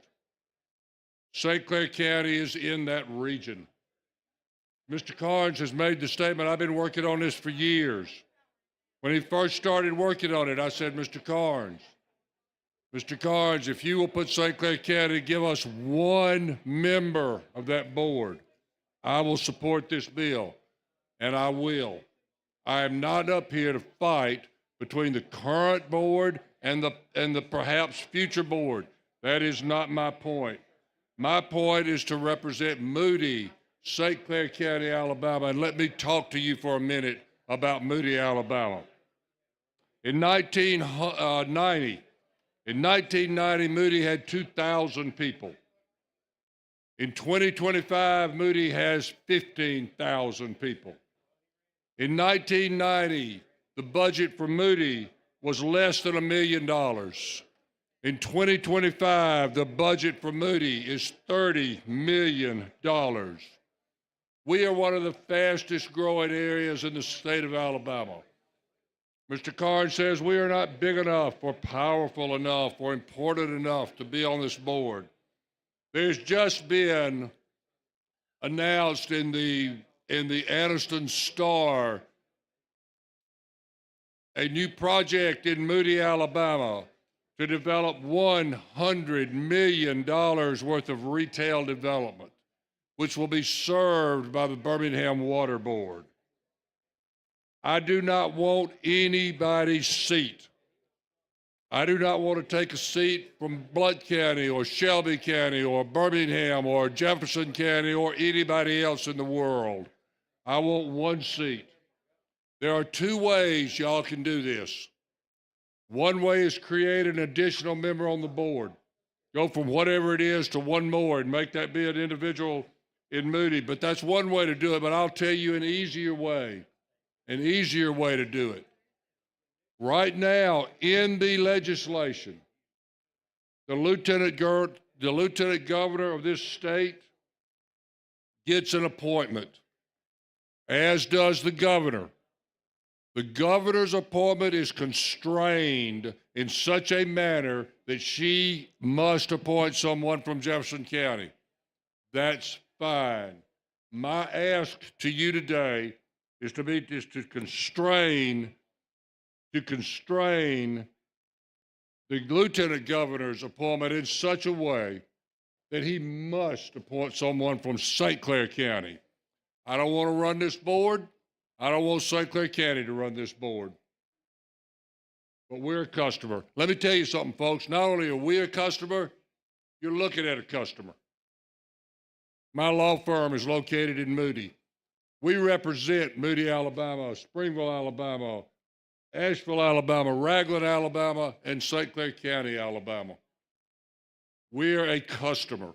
We don't like to be treated the way as if we are not important. If we're not big enough, we're not important. That's up to y'all.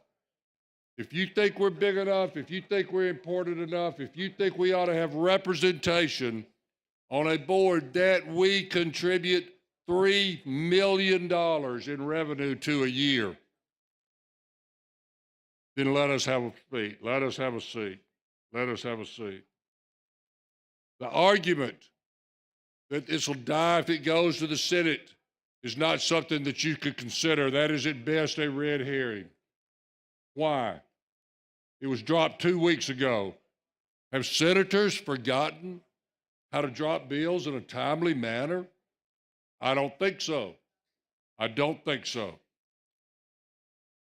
It passed the Senate 30-0.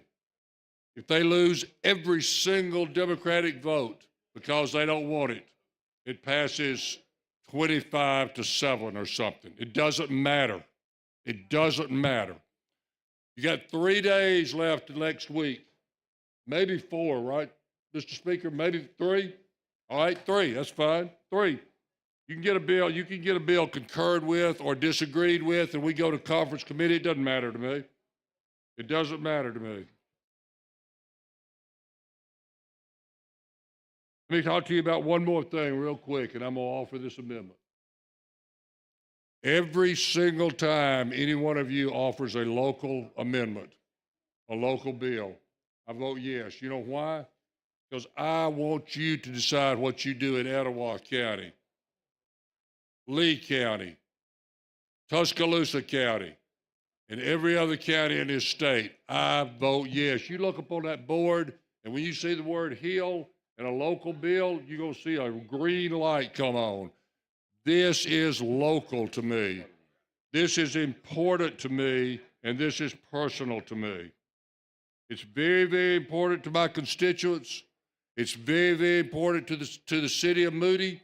It is very, very important to St. Clair County. Therefore, Mr. Speaker, I have an amendment. Clerk, see the amendment. Amendment to Senate Bill number 330 by Representative Hill.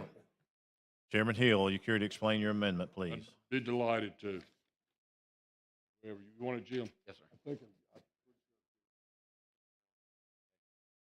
Here's my amendment, ladies and gentlemen, and it deals with the appointment. It deals with the appointment of the lieutenant governor to this board. And here's what it says to replace line 164 on page 6 with the following. In addition to a general business background, and who shall be a resident of the largest municipality in the county, other than the county where the authorizing authority is principally located, where the second largest number of accounts serving the water customers are located outside the county in which the authorizing municipality is principally located shall be. Now, that's a bunch of words. I didn't write this thing. I could have made it pretty easy. In addition to the ones appointed from Jefferson County, there will be one appointed from St. Clair County. But apparently we couldn't make it that simple. But that's how simple it is. I want a board member. It's just that simple. I want representation for my money that we're paying. I don't want to run it, but we are growing. Moody is one of the fastest growing places in this state. St. Clair County is one of the fastest growing counties in this state. When I moved to St. Clair County, we had 30,000 people. We now have 100, and we're going to keep growing. We need representation for the money we're paying. Thank you. You've heard the gentleman's You would consider this explanation. a friendly amendment. Thank you, Mr. Carr. You have heard the gentleman's explanation of the amendment. The chair recognizes Chairman Carnes. How do you see this The amendment? gentleman is eloquent. The gentleman is one of my best friends. And, I listen to him and then make my own decisions. As has been mentioned, I've had this bill working for 4 years, and after the second year, he heard about it. And he asked me, and I said, Jim, the numbers don't make sense. I couldn't do that. I told him no. The second time, I told him no. And then in 2023, I had a bill out of committee ready to roll, and he wanted one. I said no. However, the Senate at that time said, don't send it up here. It will not pass. So I told the Speaker, and I've kept him informed all the way of everything I was doing. I was not sneaking around doing anything. I said, I'm not touching anything until the Senate sends us a bill. And I stayed true to my word. This year, they sent us a bill. It had 5 directors.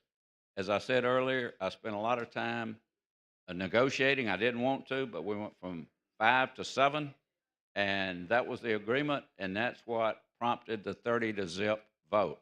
And I am not going to take any amendments, even though I would love to make my friend happy, but I moved to table. You heard the gentleman's explanation. He moves to table the amendment. If you want to table the amendment, your vote will be aye. If not, your vote will be no. Clerk will unlock machines, and the members will vote.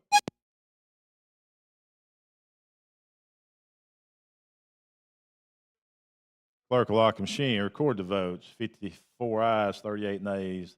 The amendment has been tabled. Thank you. Thank the gentleman. Chair recognizes the lady from Jefferson, Representative Hollis.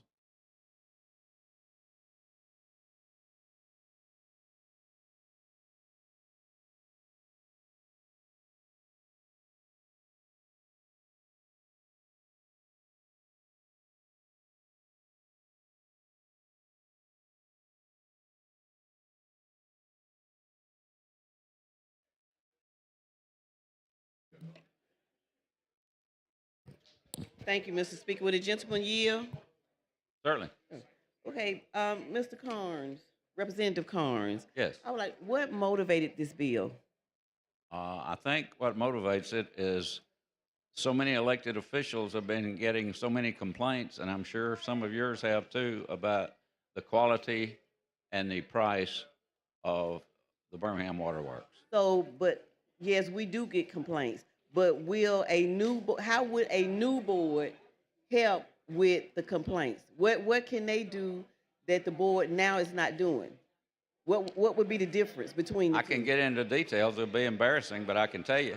I want to know. Okay, when I started the last bill in 2023, they were paying $45,000 a month for lobbyists. They were paying $50,000 a month for two different PR firms at $25,000 each. They were paying $30,000 a month to an organization that made sure they had minority participation candidates lined up to fill in on capital projects. And that was just money, and this is a monopoly. In the transfer documents that I mentioned, that Attorney General Pryor deal, I think he mentioned 3 times in that it is a monopoly. So that is what prompted it. I think, look, Alabama Power Company spoke to some people yesterday, and I was thinking, I never get complaints from service from Alabama Power Company. And then I'm like, okay, I'm right in the middle of this. So what you're saying is a new board will cause us to have, I'm trying to understand. I can't guarantee on a new board, but I can tell you what. But that's what the bill is about, though, right? It is. Yeah, Right. it's trying. There's a problem we're trying to fix. What will this future board do that the board is not doing right now? They will not pay $45,000 a month for lobbyists. They will not pay $50,000 a month for PR firms. They will not pay $30,000 a month for. So you know that for sure. If this bill is carried forth, yes, I could say that. So why the increase from 1,000 to 2,000? Because there were 9 board members when the bill was drawn up that were making $1,000 a month. And I was here when we determined that in 2015. And we were going to 5 board members. And I talked to people in other counties that have board members, and they said it was hard to get people to come from a distance in another county to the meetings in Birmingham for $1,000 a month. And it made sense, especially with everything they're spending. So this will, look, if I was a professional in another county, I don't think I'd drive down for $1,000 a month. I might consider it for $2,000. I was looking at the directors here, and I was looking at the qualifications for the directors. One director has to have a financial background in addition to a general business background. So that's the appointment by the mayor, correct? Yeah, it's just, I think the mayor is financial. I could look that up, but. I'm reading it from the Okay, bill. well. Okay. So then we have one that shall have a financial background in addition to a general business background. That's the lieutenant governor appointment. Yes, Okay. and that's wide open. The lieutenant governor can also appoint that person from St. Clair County. And that was one of the reasons the prior amendment failed. Okay. And so then we have a director that should have an engineering background with a general business background, correct? Well, it's primarily an engineering background for the county commission. Okay, and then we have one director with a general business background, which is appointed by the governing body of each county. Then we have with the 5th director, I'm just looking at the different backgrounds of it. So another one, general business, county, that's from the county. One from the governor that has to be a resident of Jefferson County, correct? Right. Then we have one that's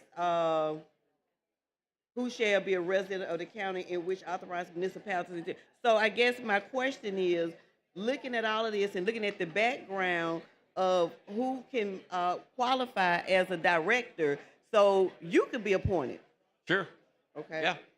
So Now, let me add something. When I was a county commissioner, I did a county manager bill, and everybody came, and the rumor the opponents to a county manager in Jefferson County said I was setting up a job for myself. And I had never even thought about that. And that was not in it. However, we're under a county manager form of government in Jefferson County, and we're running. Well, are smoothly you now. setting up a job for yourself, No, sir? absolutely not. So you will not be on the board. I will not be on the board. Okay. So earlier you stated that if you take a poll on this board, Say again, I didn't hear the first. earlier you stated about taking a polling on this board. Taking polling? Yeah, you said if you take a poll on this if you take a poll on this board for this bill, Mm-hmm. that the people would vote for this bill. You remember saying would, that? Yeah. Okay. Yeah, So, that I would mean, be but- my guess. I didn't take a poll, but Right. But I'm saying, but with that being said, why we didn't take the Constitution? Well, not the Constitution, but the amendment for the people to be able to vote on it. I'm Why sorry I the didn't people hear you can't vote there. on it? I'm sorry I didn't hear Why can't the people vote yes or no to this board? you. That's just not done, and that was never a consideration. What I would like to know what went on when you had the discussion as far as moving this board from 5 to 7 people. That's real simple. I tried. I mean, not it's to simple make to it you, happen. but I was not there, so I Oh, don't well, know. It happened on the 7th floor, and I stood firm. I did not want to change it. To get agreement in the Senate, I agreed to add one for the city of Birmingham. And by the way, they wouldn't take any qualifications for that one. That's the only board member that will not have any qualifications defined in that appointment. The rest of them have qualifications defined.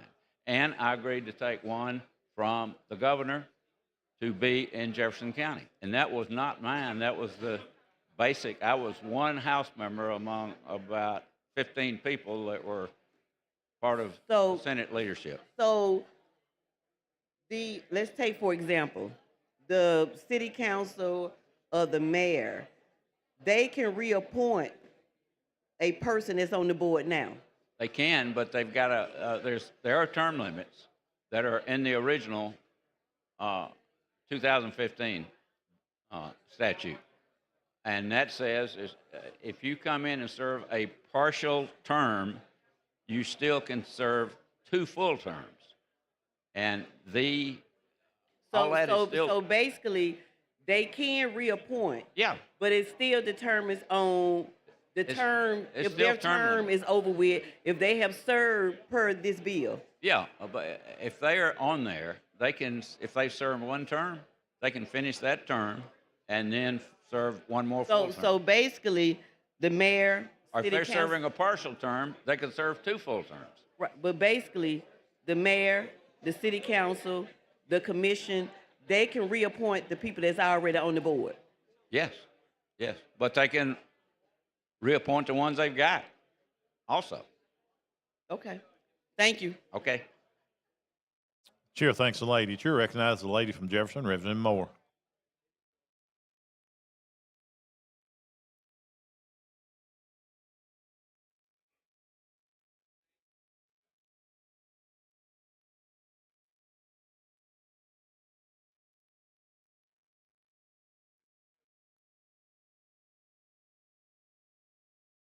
Thank you, Mr. Speaker. Gentlemen, listening to what you were talking to my colleague about, you're concerned about the lobbyists and the PR stuff that the water board is concerned is hiring. That's some of your concerns. My concern is not spending money wisely that's causing ratepayers to have to pay. But monthly that is not the reason the ratepayers are paying so much money. The primary reason the ratepayers that are in Jefferson County specifically pay so much money is because of the bankruptcy that the sewer company went into.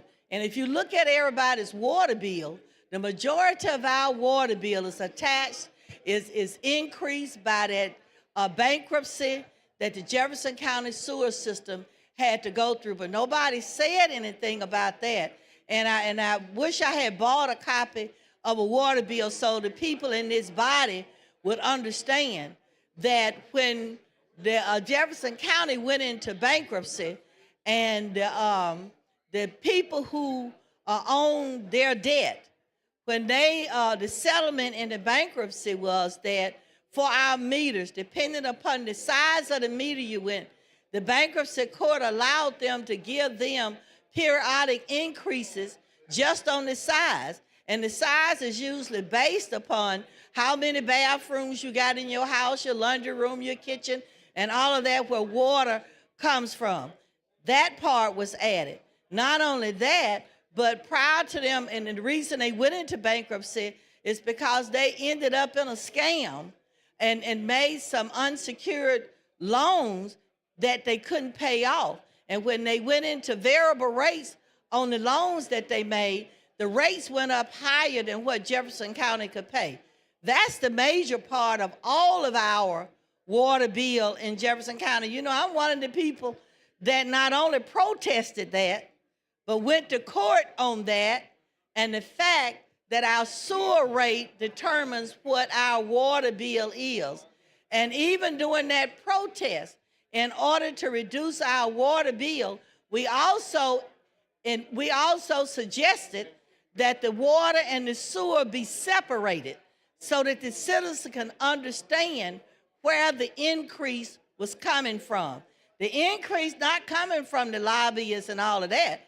The increase is coming from the Jefferson County sewer debt that they have and that they incurred by going into a deal when you know, because you were sitting there with Larry Langford as the chair, when you left the House of Representatives and they ended up cutting those deals to do those variable rates. And when the variable rates went above a certain amount, the county couldn't pay it. Their debt was so astronomical, it made national news. That's why our water bill is high. I don't know if they don't charge the people in your area the same amount, but most times my sewer part of my water bill is higher than the actual water that I use. So I don't know why you're not concerned about that, but at the end of the day, we're not trying to take Alabama Power because they got a lot of lobbyists. We're not trying to take Alabama Power because they do a lot of marketing and support different events that happens throughout the state. At one point in time before Birmingham owned his own power company, back in the 50s when they sold both the gas and the power company. And we resulted in Alabama Power. We went from Alagasco to Energene, but nobody has said anything about the Alabama Power and what they do. What I'm suggesting to you still, we do not have to go forth with this bill. Whatever your concerns are, you could have brought it to your colleagues in the House of Representatives, which you talk about the number of bills you've had over the years, but not one time since I've been here in my over 20 years, have you ever sat down with your colleagues, Mr. Carnes, to discuss what your issues are.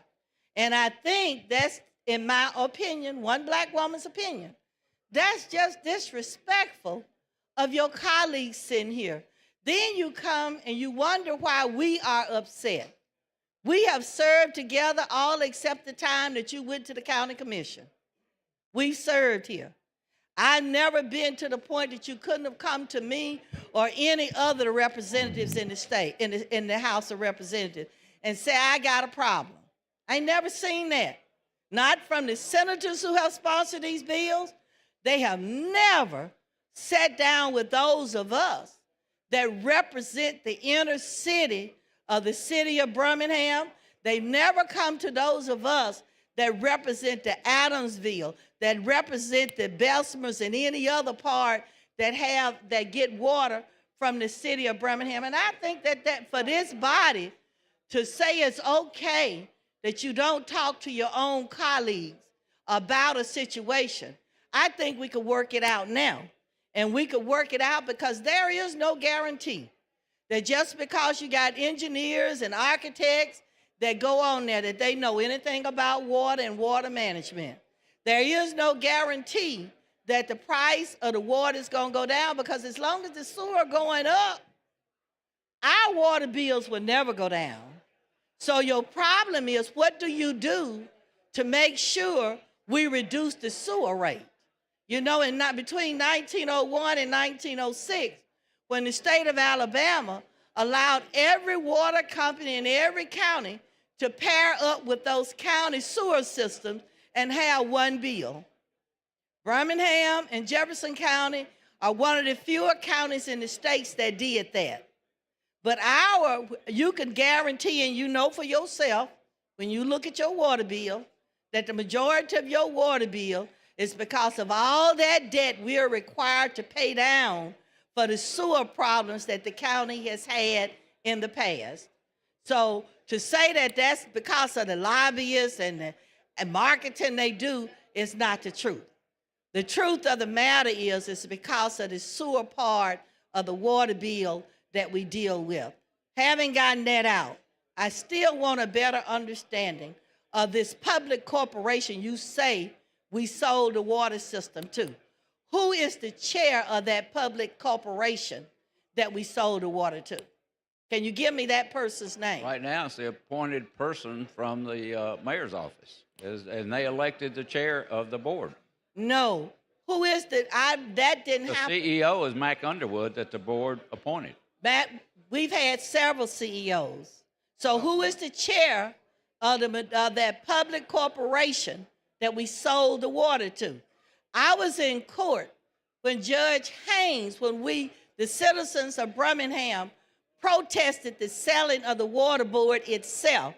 What Judge Haynes told Mayor Bell, who was city council chair at the time, return those assets to be managed by the Birmingham Water Board according to the agreement that the then Bull Connor, who was the commissioner for the city and the county of Jefferson and was over the water. I've got that agreement, and I could pull that agreement up that was signed. And that's what Judge Haynes told us in the courtroom. William Bell got up because Judge Haynes said those assets have to be returned for management by 12 o'clock the night of the date that we was in court. Not a sale, but a transfer of assets based upon the original agreement made in the 50s by Bull Connor and his associates and the people that served with him. One commissioner is the one that signed and developed the water board that we know. Over years, because of the growth of the water system and the people it served, yes, we did add additional people to the water board itself. But there was never a sale. Judge Haynes, who's the last person that ruled on that, ruled a transfer of assets back to the managing board, which is the water board. Not owner, but managing board. Thank you, Mr. Speaker. Thank you, lady. Chair recognizes the gentleman from Jefferson, Representative Datcher.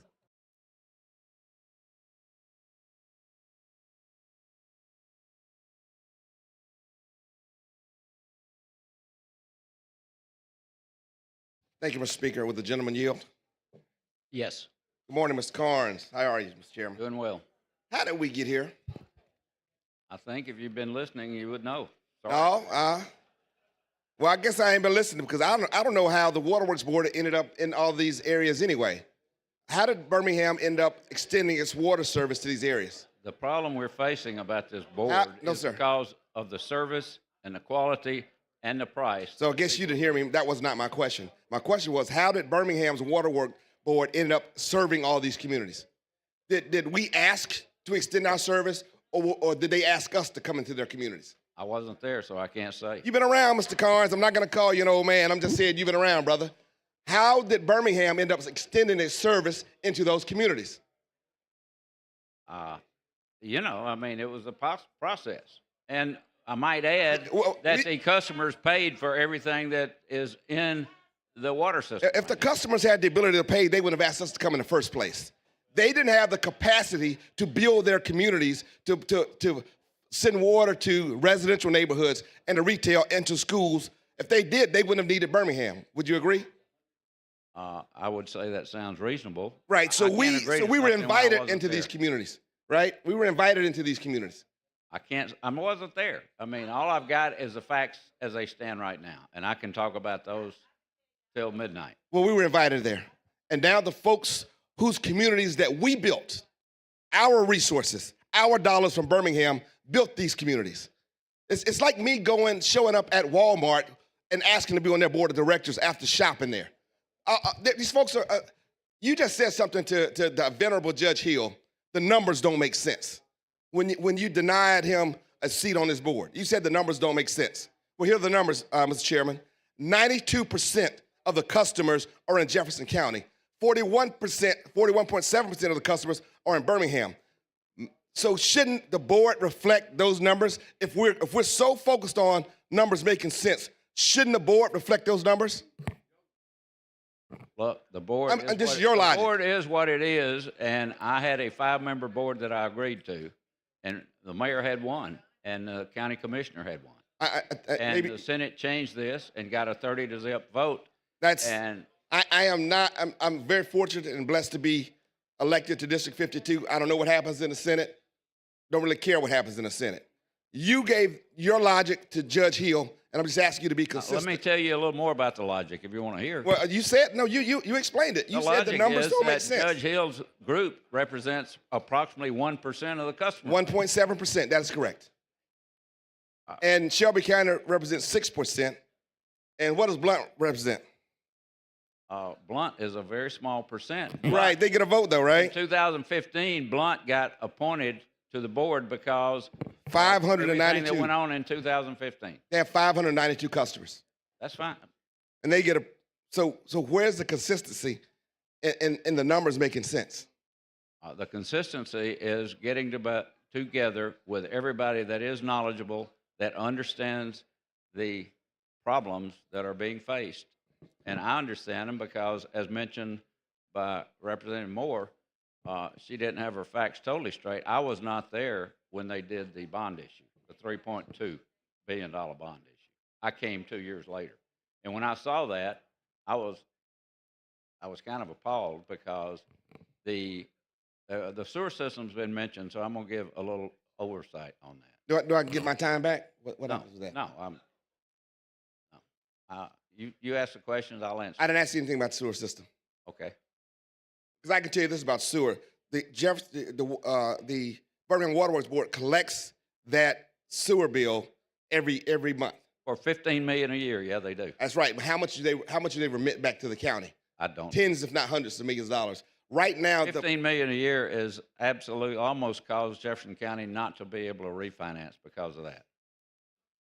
Well, Jefferson County on the sewer system. Well, the Waterworks Board didn't ask to be the bill collector for the sewer system. I don't know who asked.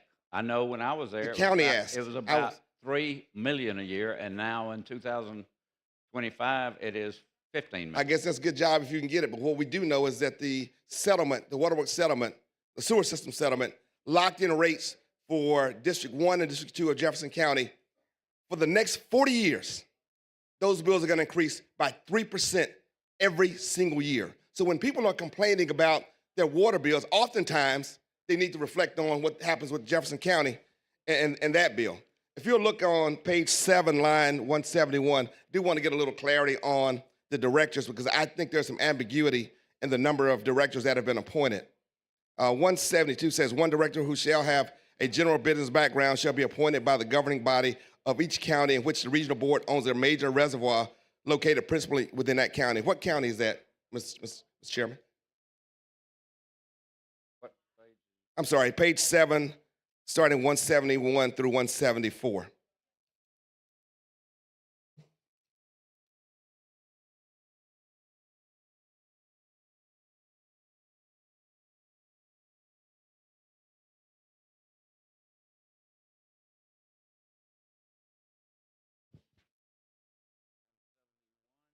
Yes, sir. That's Blount County on the 171 through 172. Is that the only county with a major reservoir?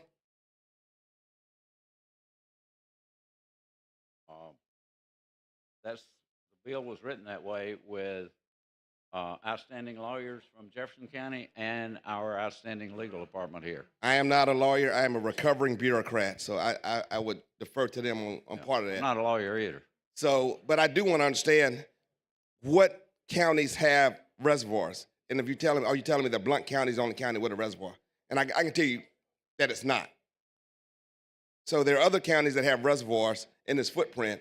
So this says each one. So we are not even defined on the number of board members in this bill.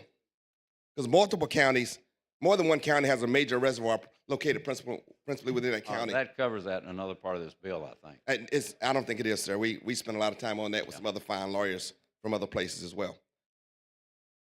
So I think that there's ambiguity there. Also, the fact that we talked about Jefferson County a little bit. I think we're codifying an ethics violation when the president of Jefferson County Commission can appoint someone to oversee an arrangement, a financial arrangement that's between the county and the sewer system, right? So what I'm saying is, right now, that $15 million that you talked about, that goes from, that goes between the sewer system and the county commission. How can we appoint somebody to oversee that and pay that person to do so? This bill allows it. It's perfectly legal, or it wouldn't be in the bill.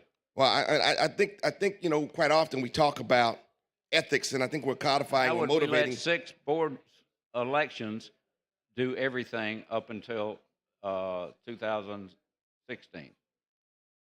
Because up until 2015, there were 6 board members, all of them appointed by the city of Birmingham. Then it went to 9, thinking it would solve things. That didn't solve it because what was Birmingham that solve? still had 6 of 9. Let me just say this, because this has been, frankly, some of the stuff is insulting. The wording in this language in here is insulting. What water crisis did the city of Detroit have that's referred here?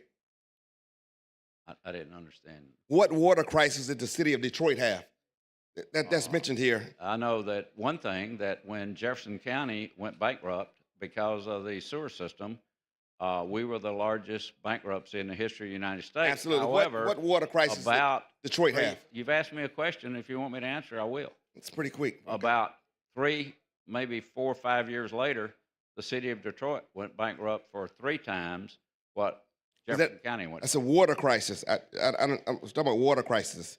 I think you may have been referring to Flint, Michigan, but because I think we're saying some things and we're using coded phrases when we say Detroit and Jackson. I mean, let's say if we're gonna say some stuff, we're gonna cast aspersions. Let's just go ahead and do so. Because on the very next page, we talk about competent management on line 31, page 2. The city of Birmingham has the largest and fastest growing budget and economy in the state. Tell me that Birmingham's leadership is not competent. I never said that. Well, this makes the accusation that the city of Birmingham is not competent in its management. Because when you say you need that, that means we don't have it currently. I think I've said this on numerous occasions. I grew up in Birmingham. I lived on 58th Street and First Avenue. Waterworks is at 33rd Street. I think we can do what's right here, guys. I don't think the speaker's going to be mad if you vote against this. Gentleman's time has matter. expired. Thank you, Mr. Speaker. Thank the gentleman. Chair recognizes the gentleman from Jefferson, Representative Rafferty.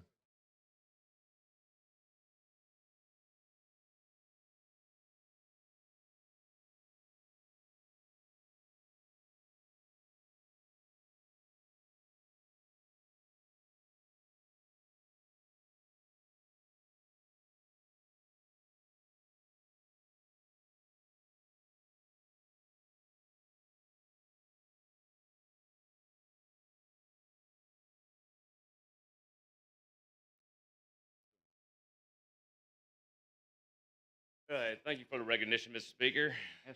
Gentlemen, yield. Wait for him to get done here. Yes, sorry. Yes. Yeah. So, I agree with many of my colleagues here that there's been some issues with the Birmingham Water Works Board. There's been, but I feel like there's also been some active engagement trying to improve it as well. I guess what I'm trying to say is my biggest issue with the bill and the approach to the bill has been largely in the kind of backroom, not kind of really focusing on what's going, what the community members want, what they need, not including other representatives of that area. It's been more of a process issue with me here.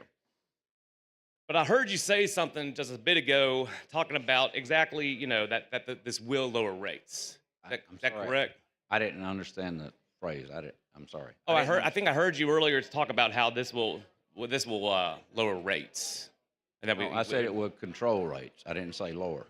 How would it control If these it's rates? efficiently run, here again, Business School 101, if you run it efficiently, the rates will not go up as fast. And that's assuming that right now it's not efficiently run, correct? I can't guarantee that, but I would say the facts would indicate that. What makes it different? I mean, where would you see, can you give me an example of somewhere else in the country where there's been a takeover that's done like this, where we've seen either rates been stabilized or lowered rates, or they've been more quote unquote efficient? What would be your measure, your metric for efficiency in this regard? I would say common sense. I would say the fact that when I got elected to the county commission, the largest county in the state, representing approximately 150,000 people in Jefferson County, and they appointed me to be over the sewer system, and I was over it for 4 years. I got a pretty good education at that time. I bet. Were you there for the bankruptcy? I did not run for re-election because it was going into bankruptcy, but Gotcha. I was the one that raised my hand and called the governor and said, we're going bankrupt. And it went bankrupt. But I guess that bankruptcy had nothing to do with water rates. Okay, but still, as far as right now, there is no metric for efficiency or this so-called standard that you're trying to improve with this board at this time. I would say a don't have massive dose of common sense. Common sense isn't a metric. It is an idea, and that sometimes isn't we go quite to as that common as standard what the people down here, who we're say gonna it have is. problems passing every It bill. makes it. All right. So you think that representation would be the issue then here too, correct? What I say? I'm sorry. Representation would be an issue here. Would you say that Anytime you change something of this magnitude, you're going to have unhappy people. There's no doubt about Oh, it. that's not my question. My question is more about why would you make the composition of the board include folks, appointing from down here in Montgomery? This is put more control of Birmingham in the hands of Montgomery. So I'm wondering kind of what the justification is for that, how responsive they can be to the people on the ground that are actually going to be affected by this board change. There were legal and financial people who had input to this that were concerned citizens that went into the bill that the Senate did. And this is a Senate bill. It's not a House bill. Well, right, but you're sponsoring here, so you got to take some responsibility for I take it. all the responsibility. Right. So, but how is putting more, how is centralizing more of the power over this board, taking it away from Birmingham and Central Alabama and the metropolitan area, and then putting it in the hands of Montgomery going to benefit the people of The intent of metropolitan area? this is to stop the bleeding of. Intent is one thing. Well, you're talking about intent. I mean, I'm trying to answer you. I mean, All right. nothing. All We're right. not talking. Very well. in All right. absolute- Answer it. The Answer. intent is to try to stop the bleeding of citizens leaving Birmingham and stay there because of Birmingham or the metropolitan area? well, the metropolitan area, really. Are we having that issue? Pardon? My understanding is that the metropolitan area is growing, that it is actually just kind of expanding outwardly. Jefferson County's not growing. I mean, that's what Jefferson County Judge has Hill's not point grown. was right Jefferson there. County's not grown over 1% in the last each of the last two censuses. It's been roughly Right, but the metropolitan area 665,000. consists of all the other surrounding counties too, right? Which is why Shelby Well, County now, has look, what, the one or reason two this is appointees going on this to board, Shelby, right? This is the reason it's going to Shelby County to get an appointment. Is Shelby County is that and Baldwin are the two fastest growing counties in the state.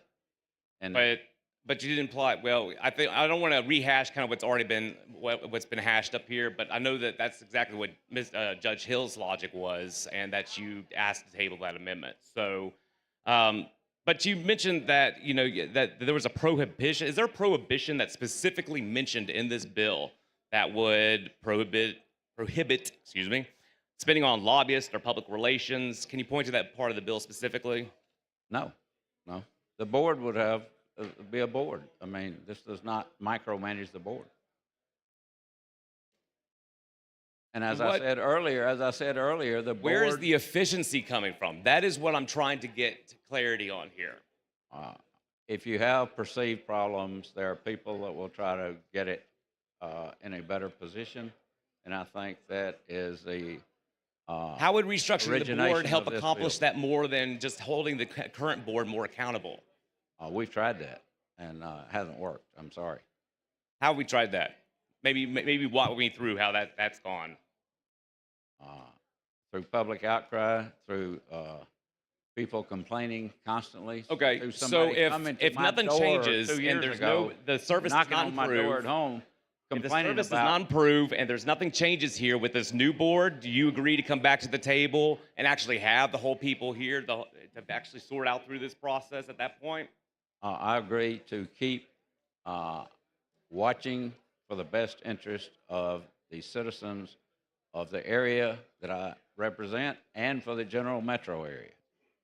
And to the point where I left here and went to run for the county commission, there was no guarantee that I'd win. And I'm not sure that was a bonus that I won. Okay. So another issue here is that there's kind of seems to be a lack of limitations on expanding beyond the water systems. And you know, we've already kind of discussed the bankruptcy with the sewer system there.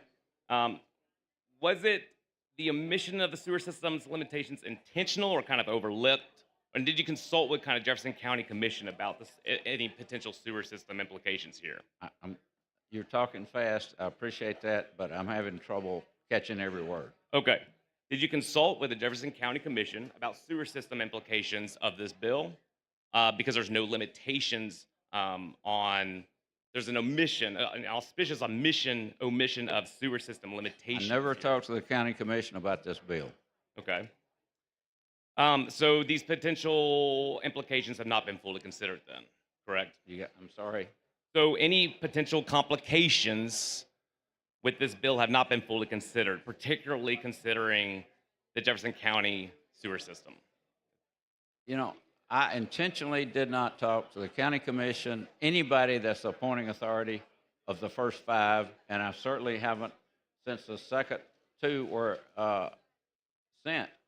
And, you know, up until the bill was dropped. And people have called me since then. But I still haven't talked to the county commission, Jefferson County Commission. Okay, well, you know, like I said, there was kind of a glaring omission here as far as not limiting them to being able to purchase the sewer, which is just emerging from the, you know, that bankruptcy crisis. So I do have an amendment that I would like to introduce. Clerk, see the amendment. Amendment to Senate Bill number 330 by Representative Rafferty. Here to explain your amendment, please. Yes, Mr. Speaker. So what this amendment does is it replaces line 91 on page 4 with the following: only wholesale water customers, and then adds a subsection here: a regional board governed pursuant to this division may not have ownership interest in any sewer system, public or private, that is located in the county in which the authorizing municipality is located. You heard the gentleman's explanation. What's the sponsors? Speaker, I Okay, the gentleman has moved to lay the amendment on the table. If you're for the table of the motion, your vote will be aye. If you're opposed, your vote will be no. Clerk will unlock the machine. The members will vote.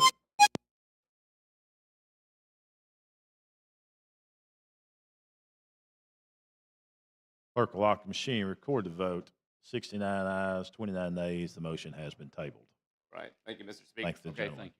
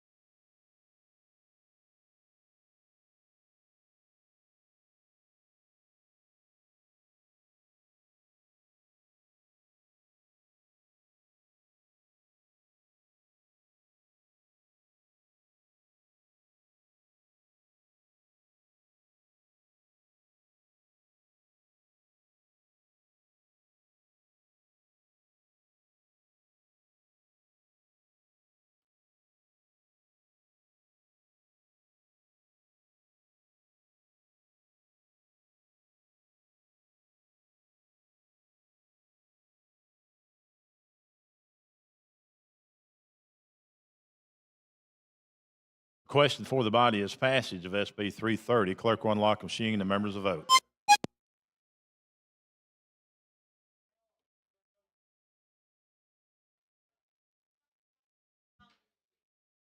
Clerk will lock the machine, record the vote. 66 ayes, 27 nays. SB 330 has passed. Thank you, Mr. Speaker. Thank you, members. Clerk, call next bill.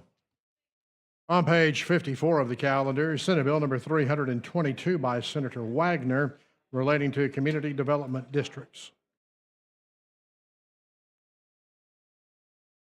Chair recognizes the gentleman, Mr. Brinyar. Thank you, Mr. Speaker.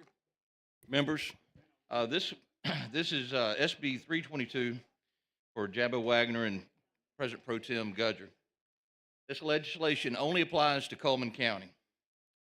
It authorizes the city of Coleman to annex approximately 2,500 acres in Coleman County in the Cold Springs area on Smith Lake. It would create approximately 300 jobs at about $70,000 a year. That's about $30,000 more than the average job in Coleman County. It would recruit a world-class resort. It would be $250 million investment in capital outlay. It would generate revenue for the schools. The county schools would get about $1.2 million. It would provide money for the county commission, about $3.2 million when fully funded. It would also cap the annex at the property of this resort only.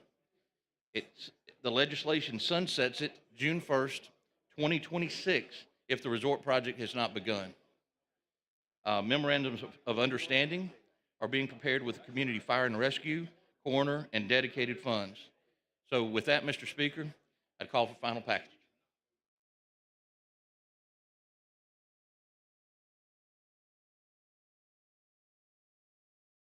Chair recognizes the gentleman from Montgomery, Representative Ingram.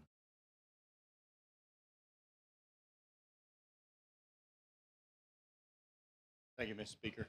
Gentleman yield. Yes, sir. You're doing a legislated annexation. Why not do it a local annexation? I mean, why is it having to do a statewide bill for this? This has to do with community development districts. Okay. So this is an add-on to that statute that's about the community development districts.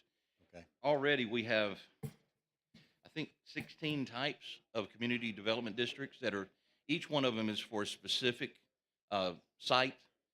They designate the district in such a way that there's no other, they're so unique, it could only be that one place. And so that's what it's doing for this one. Okay. All right. Got it. Thank you, Mr. Speaker. Thank you. Chair recognizes the gentleman from Mobile, Representative Bracy.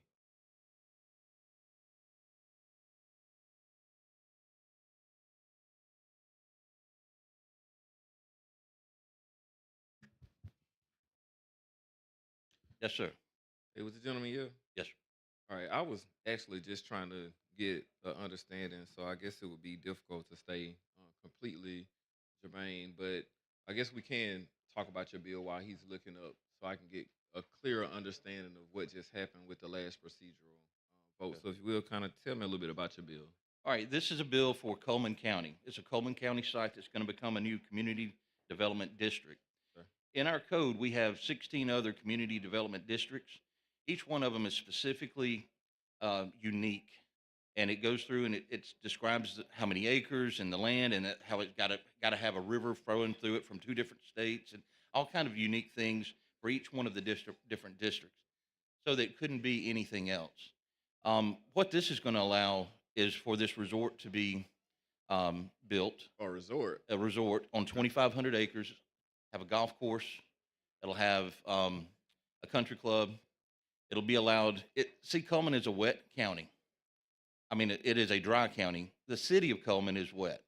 So by annexing this area, the resort would have the ability to have alcohol. Yeah, it would be difficult to have a development and not have it. It would be difficult to have this type of development and not sell. Who appoints the people to the development district? The board of directors or the board of governors is appointed by the landowner itself, so it'd be the developer. Okay, the developer. And so where would they would get some level of incentives that would come from the county or from the city of Coleman or? There's no mention of incentives coming from Coleman. I'm not aware of any. Okay. So what drives? You said 16 of these? Yes, I believe I counted 16. This would be, no, I'm sorry, there are 18, and then this would be number 19. In the state or in that area? In the state. In the state. Okay. Is this similar to? I know we recently had a conversation about a development district right outside of Whitewater just a couple of weeks ago. Is this something similar to that? You remember that? I do remember that. I'm not sure. I think that's an entertainment district. I think that's different. Okay. So with the development district, is that like a TIF district, or like what is that? What's the purpose of even creating it? Like, what would it give? Some type of tax incentives? Like, what No, would? it seems like every one of these that we have already created in the state, every one of them seems to be, now I'm not an expert on this statute that we are now adding this extra one to, but it seems to me that the incentive is always to add that district because it's in a dry county. Okay, so these districts are created because you need to have them in place to be able to sell alcohol in a dry county? To recruit the kind of resort or recruit the kind of development that you want. Most of these developers aren't going to do it in a location, I guess, where they can't have the possibility of selling alcohol. Okay. Do you think it's an option out there of becoming a wet county? Like, I don't drink alcohol. It didn't really, But I'm just wondering, so does the county want to continue to, it's kind of confusing. Do they want to continue to be It's my dry, understanding. or they want just this development to be wet, or do you think it need to be a local constitutional amendment I to think allow the people- citizens of Coleman County obviously have voted to stay dry. I'm not sure. So I'm they've not. had votes in I'm the not from Coleman, so I don't really know the history of it. Okay. So. So that's where Harbison. Yeah, and Shed. Okay. Okay. So And this is Gudger's from upstairs. So okay, I got you. So with these, would they have they voted in the past and decided that they just want to stay I'm not sure. dry? Okay. How many dry counties do we have? No idea.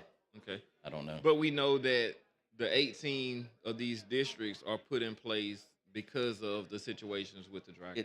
It seems from reading the description of the areas that are already created, each one of them seems to talk about that it's located in a county that's dry, but it's got a wet city, and it's allowing annexation by a wet city.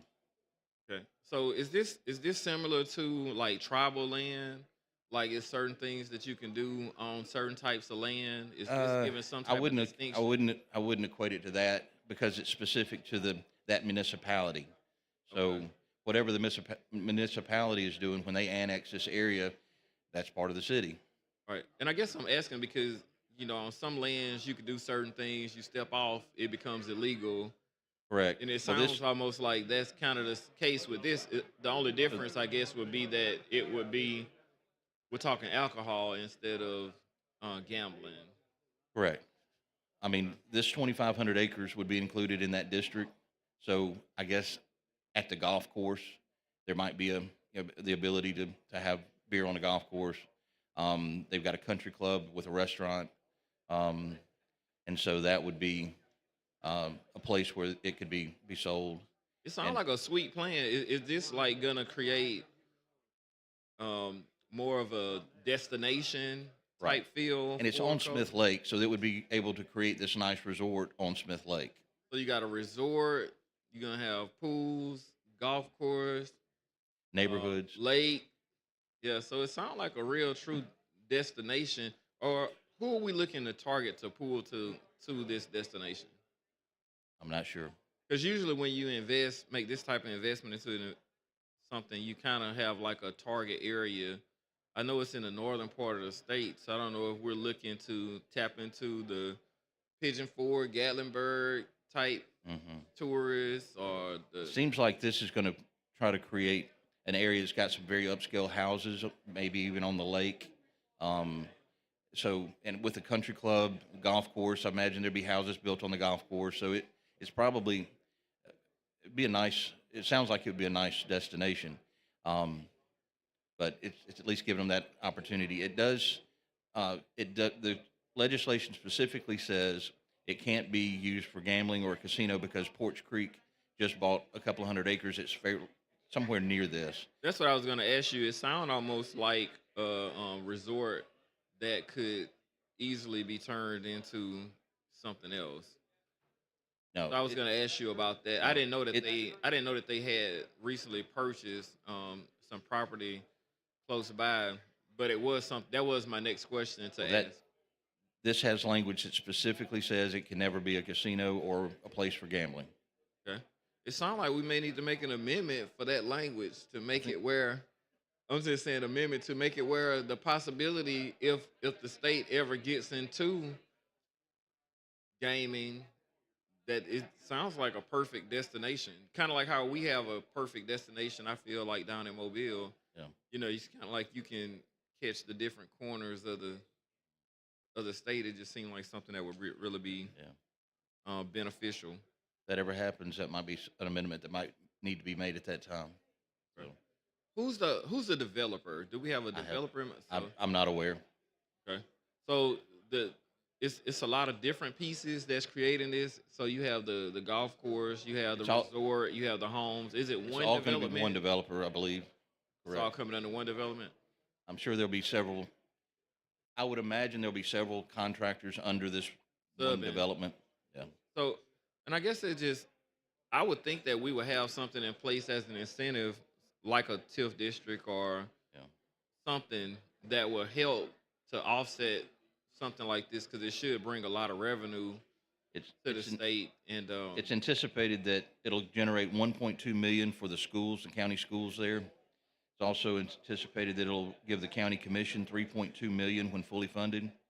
It's going to require it's expected to have a $250 million capital outlay in initial investment. So this is a chunk of money. Yeah. Somebody really investing in Alabama and investing in it's a Coleman big County. project. I'm sure the local community is going to feel real good about it. The county's going to feel good. I'm not sure. It's going to help the state's general fund. So I'm sure it's going to be something that's going to be very beneficial. Do they have a city schools or county schools? Really not sure. I was asking because I know we had some conversation about sports a little bit earlier in the week, and I was just wondering, because people are going to be moving there, and just wanted the type of infrastructure that they have in place to be able to handle the new influx of people that's going to be moving into the new houses and things like that. So overall, I think it sounds like a great plan, maybe something that we can do in South Alabama. Gentleman's time has expired. Thank you. Thank you. Thank you, gentlemen. Question for the body is passage of SB what I asked. 322. Clerk will unlock the machine and the members will vote.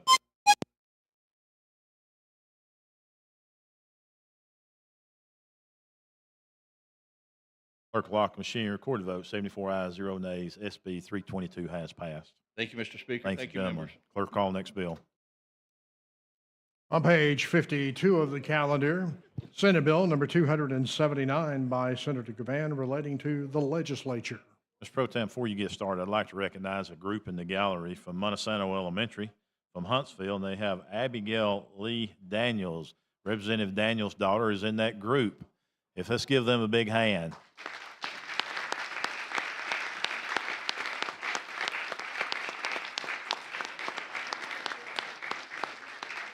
Thank you guys for being with us today. Mr. Pro Tem. Thank you, Mr. Speaker. Ladies and gentlemen, this is the same exact bill we've already passed out of the House. It gives us the ability to hire somebody to demolish this building upon completion of the other building. Without it, we don't need to be arguing. Chair recognizes the gentleman from Jefferson, Representative Datcher. Let's get this bill passed and I'll give you, okay? Okay, the question for the body is passage of SB 279. Clerk unlock the machine and the members will vote. Clerk will lock the machine, record the vote. 99 ayes, 0 nays. SB 279 has passed. Thank you. Thank you, gentleman. Chair recognizes the gentleman from Jefferson, Representative Datcher, for a moment of personal privilege. Thank you, Mr. Speaker. Earlier, I said something that I regret saying. I didn't mean it that way. I did mean, Mr. Chairman Carnes, to refer to your wisdom and your experience And if it came across any way else, I do apologize. So thank you very much. That's certainly gentleman of you. That's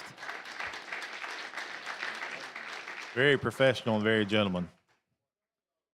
Clerk, call the next bill.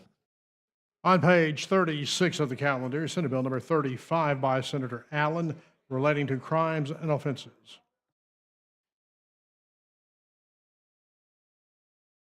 Representative Almond, you're recognized. Thank you, Mr. Speaker. This is SB 35, and this is a bill that amends our existing law on sexual extortion. Currently, our existing law does not include what I'm about to read, and this is what we will add. To knowingly threaten or to release or transmit any photo, digital image, video, film, or other recording of any individual engaged in any act of sexually explicit conduct in order to compel the victim to do or refrain from doing any act against his or her will. Call for passage of the bill. That is questions passage of SB 35. Clerk unlock the machine and the members will vote.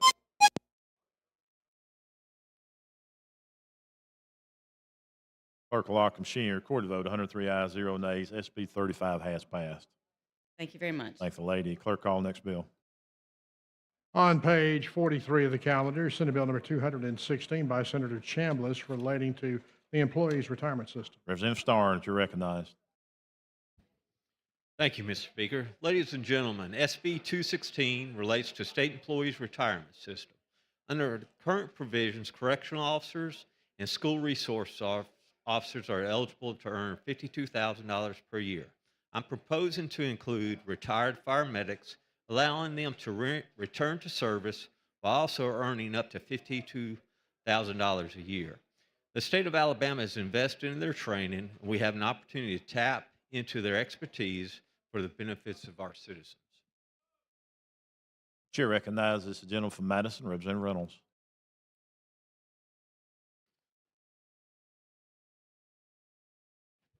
Thank you, Mr. Speaker. Thank you, Representative Starnes. Appreciate you bringing this bill. You've heard me say many times that we spend Alabama money teaching these people, recruiting them, training them, and anything we can do to retain them in Alabama, it's a positive, right? Because Yes, otherwise sir. they go to Florida, Tennessee, Georgia, and we lose that talent. I've got an amendment. You're aware of the amendment. We discussed it yesterday and today as well. We're simply adding on line 21, or the teacher's retirement system. So adding TRS to your bill. And then on line 28, adding or a police officer at any state college or university. Basically, our universities are losing personnel going over to work on the ERS side, and this will protect that workforce. Okay, yes, sir. And Mr. Speaker, I take it as a friendly amendment. Okay, clerk, see the amendment. You heard the explanation of the amendment. The gentleman says it's a friendly amendment. All those in favor of adopting the amendment will vote yes. Clerk, unlock the machine and the members will vote.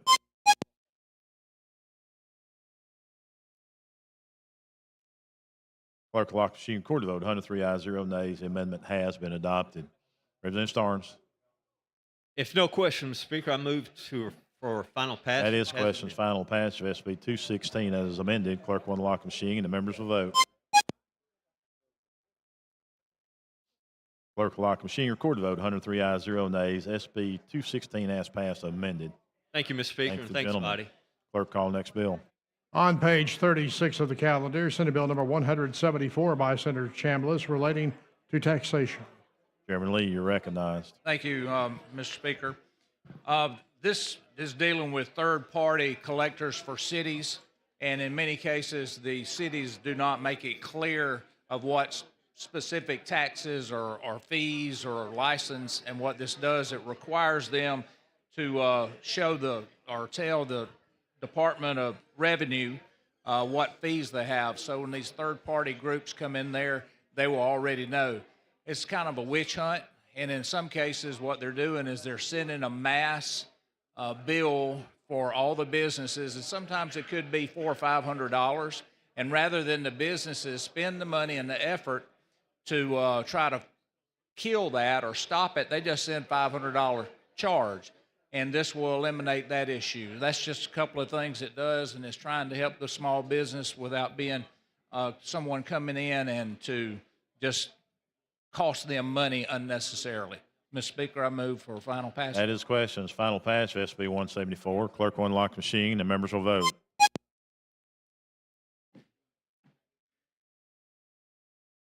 Clerk will lock the machine. Record the vote. 100 ayes, 0 nays. SB 174 has passed. Thank you, body. Mr. Thank the Speaker. gentleman.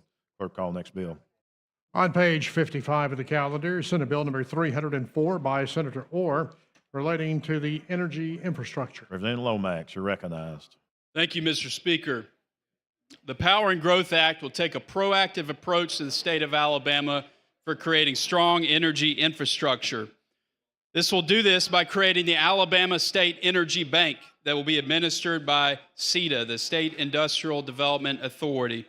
The bank will provide financing for energy infrastructure projects to support economic development, primarily through creating new transmission as well as generation. And ladies and gentlemen, with that, I would ask for passage. The chair recognizes the gentleman from Morgan, Representative Moore.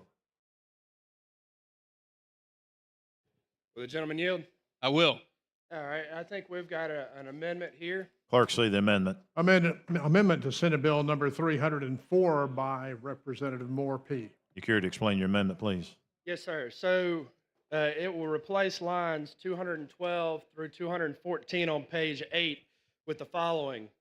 Rural area, any county within the state not having a population in excess of 150,000 inhabitants as determined by reference to the last federal decimal census. Replace line 702 on page 26 with the following infrastructure improvements and items permitted under the section. Replace line 707 on page 26 with the following fully depleted. On the funding for Strategic Development Fund and replace lines 710 through 712 on page 26 with the following.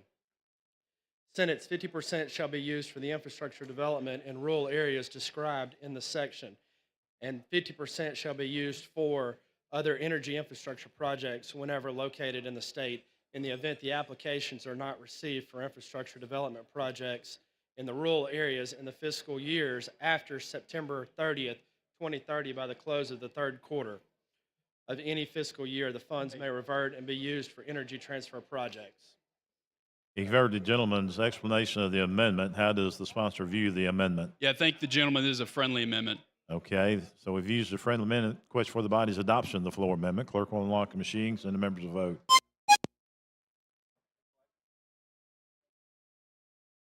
Clerk will lock the machines. Record the vote. 97 ayes, 2 nays. The amendment has been adopted. Thank you. Representative Lomax. Yeah, Mr. Speaker, this bill is going to help a lot of people power up our state. With that, I ask for final passage. That is questions. Final passes as amended. Clerk will unlock the machine and the members will vote.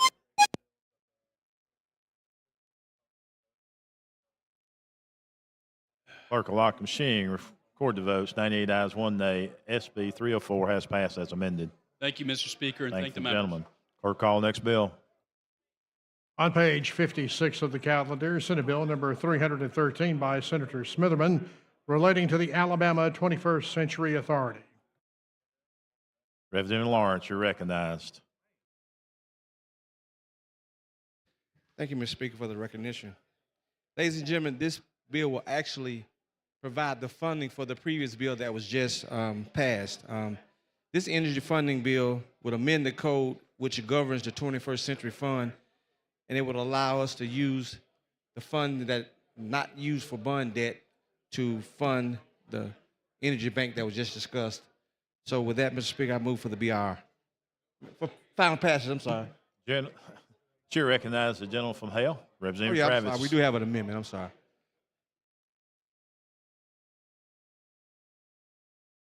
Thank you, Mr. Speaker. Gentleman, yeah, I'd like to offer an amendment on. Clerk, see the amendment. Amendment to Senate Bill number 313 by Representative Travis. You care to explain your amendment, please? Okay. Yes, on the bill, I would like to replace line 21 on page 1 with the following project and project costs and to transfer $5 million. And then replace line 25 through 30 on page 1 through 2 with the following cover operational and personal costs. And then the last final is replace line 85 through 89 on page 4 with the following. This act shall become effective on June 1, 2025. Okay, the gentleman's heard the explanation of the amendment. How do you view it? I view this as a friendly amendment, Mr. Speaker. It has been viewed as a friendly amendment. Clerk will unlock the machine and the members will vote.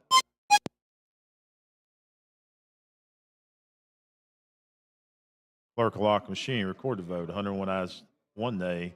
The amendment has been adopted. Reverend Lawrence.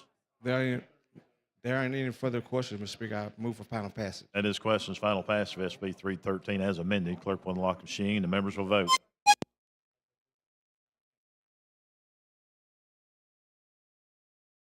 Clerk will lock the machine. Record the vote. 100 ayes, 0 nays. SB 313 as amended has passed. Thank you, Mr. Speaker. Thank you, gentlemen. Clerk, call next bill. On page 54 of the calendar, Senate Bill number 311 by Senator Carnley, relating to public highways. Pro Tem Pringle, you're recognized. Thank you, Mr. Speaker. Ladies and gentlemen, this bill simply establishes a timeline for AlDOT to respond to our power companies when they're doing right-of-way acquisitions. Question for the body's passage of 311. Clerk will unlock the machine and the members will vote.